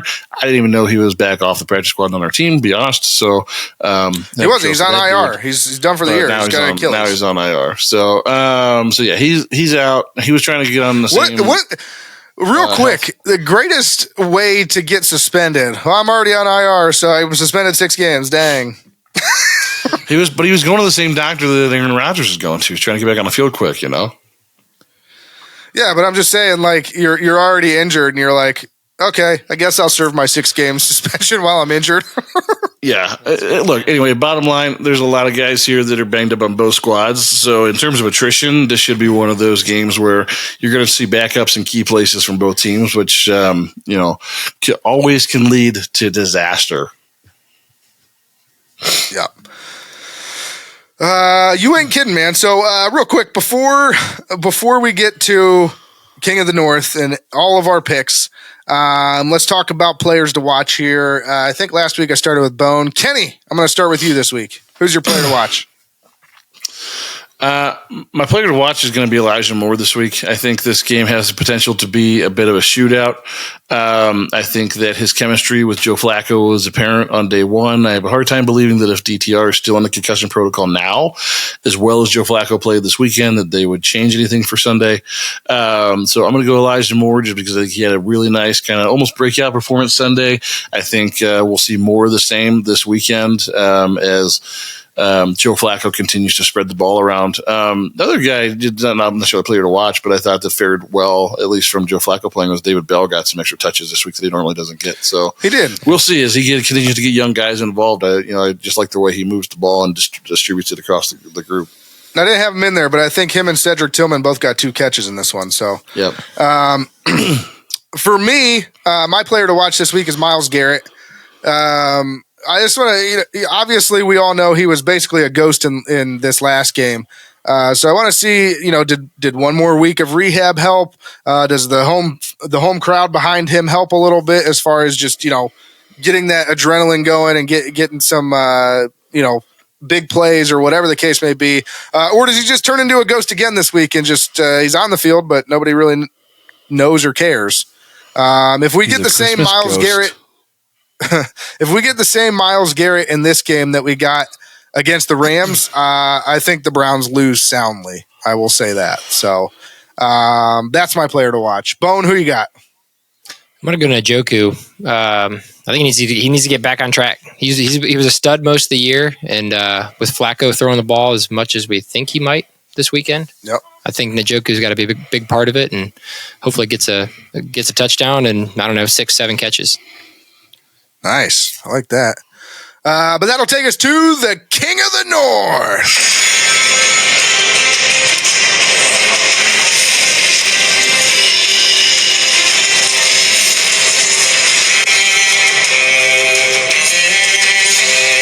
Okay, I say it every week. In case anyone doesn't know by now, this is our year-long AFC North Pick'em competition. At the end of the season, whoever comes in last place gets punished. In the offseason last year, this past year, before the season, whatever you want to say, Kenny had a gross of eggs thrown at him by fans in the Muni lot before a preseason game. We're still working on the punishment for this year. Guys, off the top of your head, Bone, what do you got? Goodness, man, I'm really running out of ideas. Maybe like a bath and like a tub of hot sauce. Hell yes. That will hurt your pee hole. Kenny, what do you got? I was just thinking about sleeping on a bed of nails. Nice. John Bon Jovi style. I like it. No, so we're still... Yeah, in the next part of the song, he says something about a bed of nails. Oh, yeah, you're right. That's my I know. It's John Bon Jovi style. That's what I said. Anyways, we're still working out the punishment. You down a bed of roses. Good song. Maybe that's our song that we sing us off at the end of the episode. Anyways, shut up. Not now. We will figure out the punishment. We will let you guys know what it is. But for now, let's get into things. First things first, I want to remind everyone that I am still the reigning, defending, undefeated, undisputed King of the North. And Kenny is still where he belongs, in last place. How does it feel, peasant? You're still the ugliest one in the group.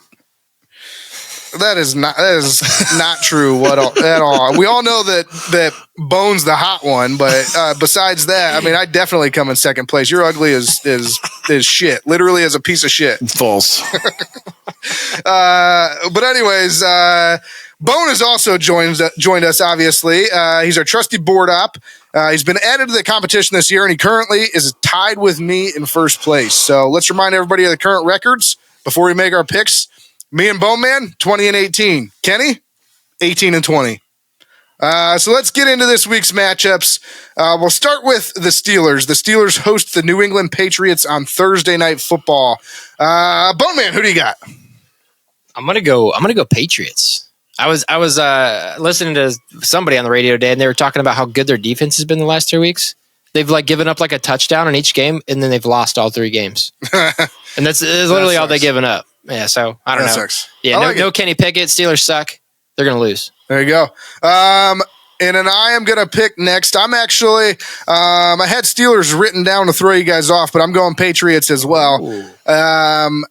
The whole Kenny Pickett injury, not that Kenny Pickett is good, but he's better than their backups. And I just don't think, I mean, they're ass. And they just got even more ass. So it's the ass bowl. And I think the Patriots come out on top in the ass bowl. Patriots win this one. Kenny, who you got? I disagree. I think all of the Steelers' backup quarterbacks are better than Kenny Pickett.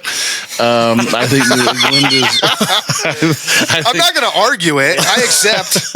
I think New England is on the path for the first overall pick in the draft, and I think that they are just already in that mentality. They've had the quarterback carousel. They're going for Caleb Williams with Bailey Zappi in at quarterback 14 times this season. So I'm going to go Steelers this week on the short week for Thursday Night Football. Kenny's really trying to make a comeback here. He might. I feel like Mike Tomlin's pretty good on primetime games. I didn't really think Mike Tomlin is too. They were at home last week though, and I trusted Mike Tomlin, and he let me down. So, but Kyler Murray's not bad. Kyler Murray is bad. He's not good. But anyways, we'll move on to the Ravens. The Ravens host the Rams. I'll go first this one. I got the Ravens. There was nothing spectacular that I saw out of the Rams this week. I mean, they weren't bad, and they handled us fairly easily. But with that being said, I just didn't see anything that jumped out at me where I was like, oh gosh, the Rams are really good. So I like the Ravens in this one. They're rested. They're coming off a bye. They'll be fine. Kenny, who you got? This is a hard one to pick. This week's games are hard to pick. Just in general, the matchups. Your mom's hard to pick. She is hard to pick. She's like a Victorian lock. Look, I'm going to go Rams here. I'm going to go with the hot hand. I think Matt Stafford, like I think it said, has gone 7-0 the last 2 weeks in touchdowns to interceptions. So for some reason, it doesn't feel like this Ravens team to me can really play in a shootout. It's either like they win by a lot, but the other team doesn't score very many. I don't know that I've seen them win a shootout this year. So I feel like this is a game that if the Rams can put 30 points on the board, could be a tough day for the Ravens. Fair. Bone, who you got? I'm going to go Ravens. I just think they're good. So I have trouble picking against them. That's kind of the only reason why. Man, Kenny really is trying to make a comeback. Yeah. Me and you keep picking the same. Maybe if I just pick the same as you the rest of the season, I guarantee I don't come in last, unless we both come in last place, in which case that could be bad. Yes, double gangbang punishment. Kenny gets to punish us. That'd be the worst thing that could ever happen. I like that idea. Anyways, next up we got the Bengals host Gardner Minshew and the Red Hot Colts, not to be confused with Red Hot Ronnie Jams. Kenny, who you got in this one? I'm actually surprised that the Bengals are putting up so much fight against the Jaguars right now on Monday Night Football, but I'm going to go Colts on this as well. I just think the Bengals are so bad without Joey B that I trust Gardner Minshew more than the former number one high school quarterback in the country that plays for the Bengals. Fair. So Colts for you. Bone, who you got? I'm going Colts as well. I think they're looking to make the playoffs, and they need to beat the Bengals to do that. So I think they're a better team. Yep, fair. I got the Colts as well, so it's clean sweep there. We all think the Colts will handle that armpit of a town, Cincinnati. They don't even have their own airport. And basically end their playoffs. Basically in Kentucky. Yeah, basically in Kentucky. And then finally, the reason you're all here, the Browns host the Jacksonville Jaguars. Who wants to volunteer to start this one? I'll do it. Bone's doing it. Bone, who you got? Browns are going to win. Hell yeah. Hands down. Another big game from D-Hop. He'll be back. He'll be making field goals. And then our defense is going to have a resurgence. They'll be wearing that chain. Everybody's going to be all excited again. Okay. It's going to be great. Okay. So I'll go, what am I going to do? I'm going to go Browns 26, Jaguars 20. Nice. Kenny, who you got? Look, I think unfortunately this is just the wrong time of year to play this Jaguars team. I think they're playing good football, and we, on the other hand, are not.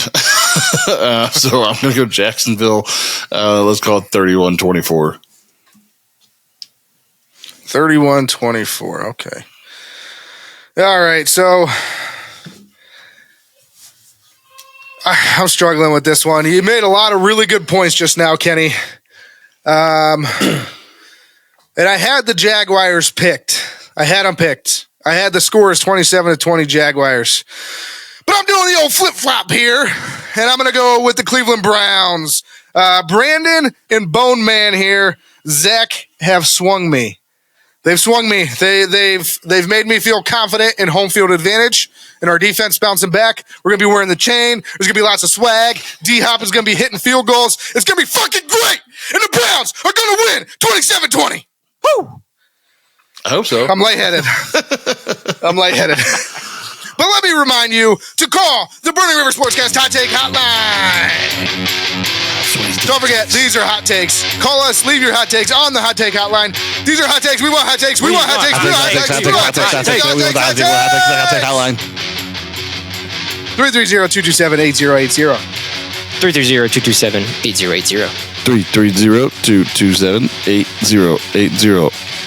330-227-8080. Call now. Operators are Never standing by. Never, ever, ever. Nope. nobody home. But we'll play your hot take on the air. And be sure to check out our merchandise. That's at www.thetapandmedia.com/shop. And that'll do it for us. Kenny, what can we expect next week? Another great show, just like today's 50th anniversary special show. We've done it. Half a hundo, baby. But yeah, most podcasts don't make it to their second show, so we are blessed to have had the longevity that we have had. Hashtag blessed. Blessed to have some of the opportunities we've had to interview Browns alumni this season, Browns backers, and can't wait to be on that Browns fan cruise hosted by Seaside Events. So another great show next week. We will recap the game against the Jaguars. We will preview the Week 15 matchup with the Chicago Bears, which should be a lock. And then we will do an interview with another Browns backers chapter, the Chicagoland Browns backers. And we are wrapping up our interview series rapidly with our Browns alumni who will be joining us on the Browns fan cruise in March of 2024. So thanks to everybody today. Big Bone Man stepping in, doing double duty for me. Red Hot Ronnie Jams running the desk, and all of our guests, double Mr. duty. Josh Cribbs and Brandon from the Browns backers there in Jacksonville. Was a great show, and look to bring you another one next week. Hell yeah. And you can, don't forget to check us out on social media. Tappan Media is on Facebook, Twitter, and Instagram at The Tappan Media. And Burning River Sportscast. This podcast is on is on Facebook, Instagram, TikTok, and YouTube at Burning River Sportscast, and on X at Burning River Pod.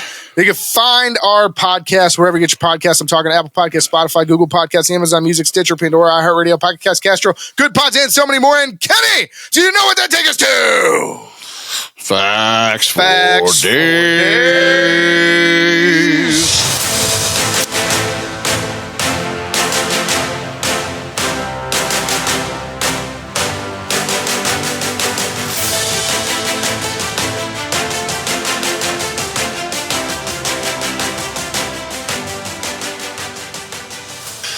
Okay, facts for days.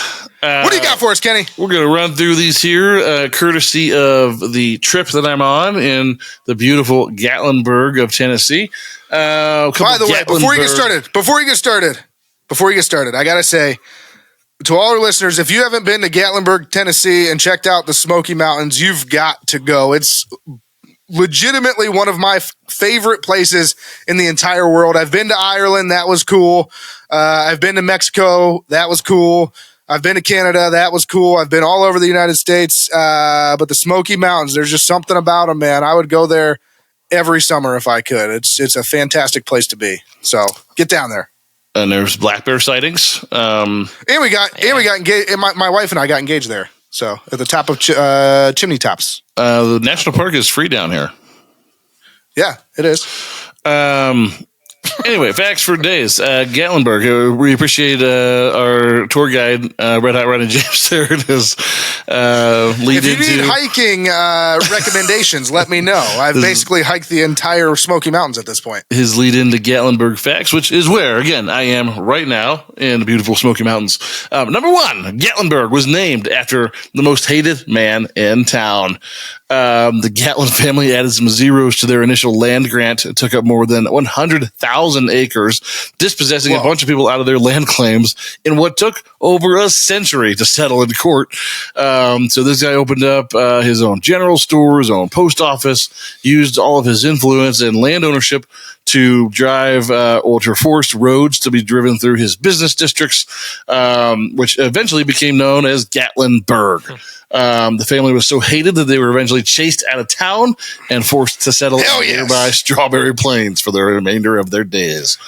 Number two. Get out of here. You get out of here and you head on over to Strawberry Plains. Come on now, get.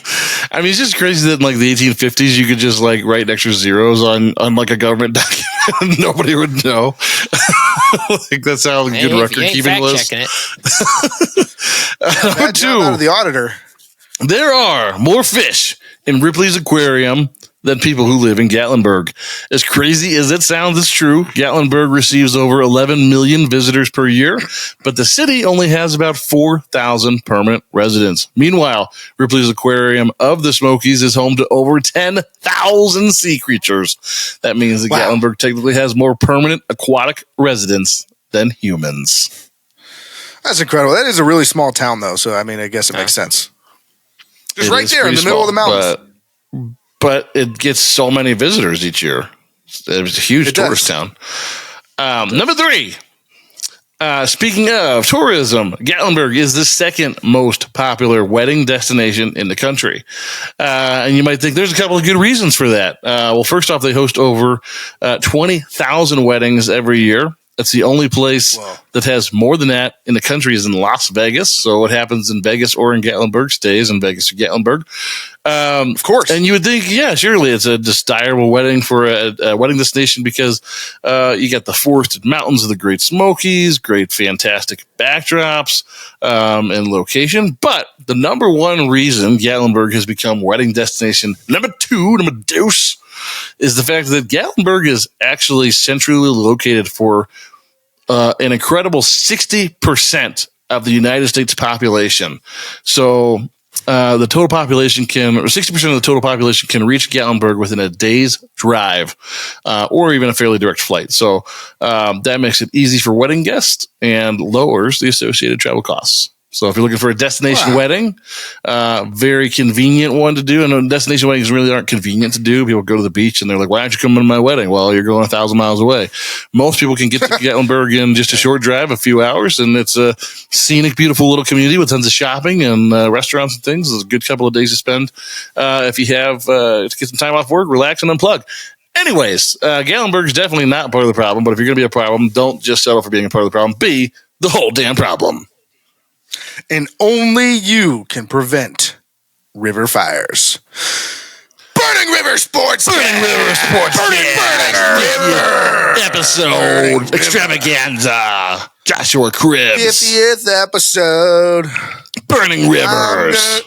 Hey, sing Bon Jovi so I can join in. Good job, guys.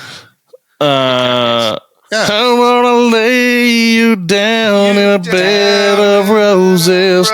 What was that like button that just appeared on Zach's head? I don't know. Who did that? Was it a reflection? I don't know. What happened on my head? What's happening on his head? It was an actual like button. It just showed up there. Did one of you guys? Good job, guys. What was that? He said, "Good job, guys." Say it again. Was it in my mouth? Did AI put a like button above him because he said Dude, good job? That was bizarre. What? Do it again. Hey guys, good job. Really good job. Anything? Nothing. I don't know. What the hell? That was bizarre. We're just, it's the magic of the Burning River Sportscast studio. Burning River Sportscast. Burning River Sportscast. Burning We really Rivers. should have gave Zach a sign off for this one. Zach, what's your new sign off? Like, Just say, I love Dustin Hopkins. yeah.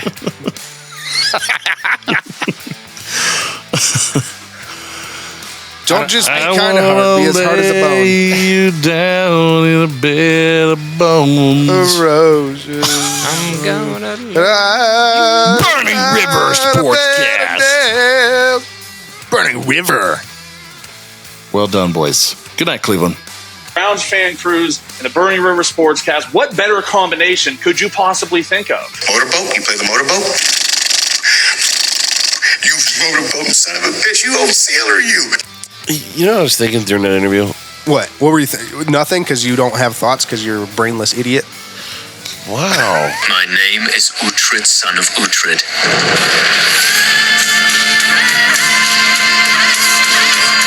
By the way, I want my foreskin back. Reggie ranges about 12 to 15. So it's dank weed. Dank. Shit's dank, bro. Just had to make that clear that I wasn't an idiot. Shit's dank. The weather outside is weather. The other one, the finger eating food fingers. Yes. Ejaculate all over my body and my genitals. Yes. Oh my God! My house is full of shit! He's shit everywhere! What do you mean funny? Funny how? How am I funny? All I do is win, no matter what. My friends and I, we used to prank call each other, and they prank called me the best, and they actually got me. They pretended to be Bobby Bowden from Florida State, and they called my house on three-way, and I mean, I was fooled. I had straightened up. Was like, oh yeah. So, I mean, I remember one of my friends was like, this goddamn Bobby Bowden. I mean, he had his voice down. He was like, I'm looking for Mr. Josh Cribb. I mean, it was his voice. I can't reenact it, but my friends, as soon as I said something to the affirmative, like, yes, sir, coach, I mean, I heard all these different voices laughing and snickering and we got, I was just so embarrassed. Erroneous on both counts. Wow. But damn! The leads are weak. The leads are weak. Fucking leads are weak. You're weak. I've been in this business 15 years. What's your name? You. That's my name. You know why, mister? Because you drove a Hyundai to get here tonight. I drove an $80,000 BMW. That's my name. I think we've officially lost all of our more conservative viewers. So I don't think they want to listen any longer. This is it's Mother Nature. Where's Logo Girl when you need her? I desperately want to make love to a... It's Cheese We Girl. need Cheese Girl now. Oh, man. We need Cheese Girl now. We need Cheese Girl now. Eating that We much need cheese. Cheese Girl now. Down goes Anderson! Down goes Anderson! Who's canceled now? Who's canceled now? Probably me. You making fun of fat people? I'm not. Just you. We're a whole race, basically. No way. You just finger bang their salad. What? You first get shocked, and then you get the shocker. Hey, you like to see homos naked? That's cool, man. Whatever. No. Brilliant.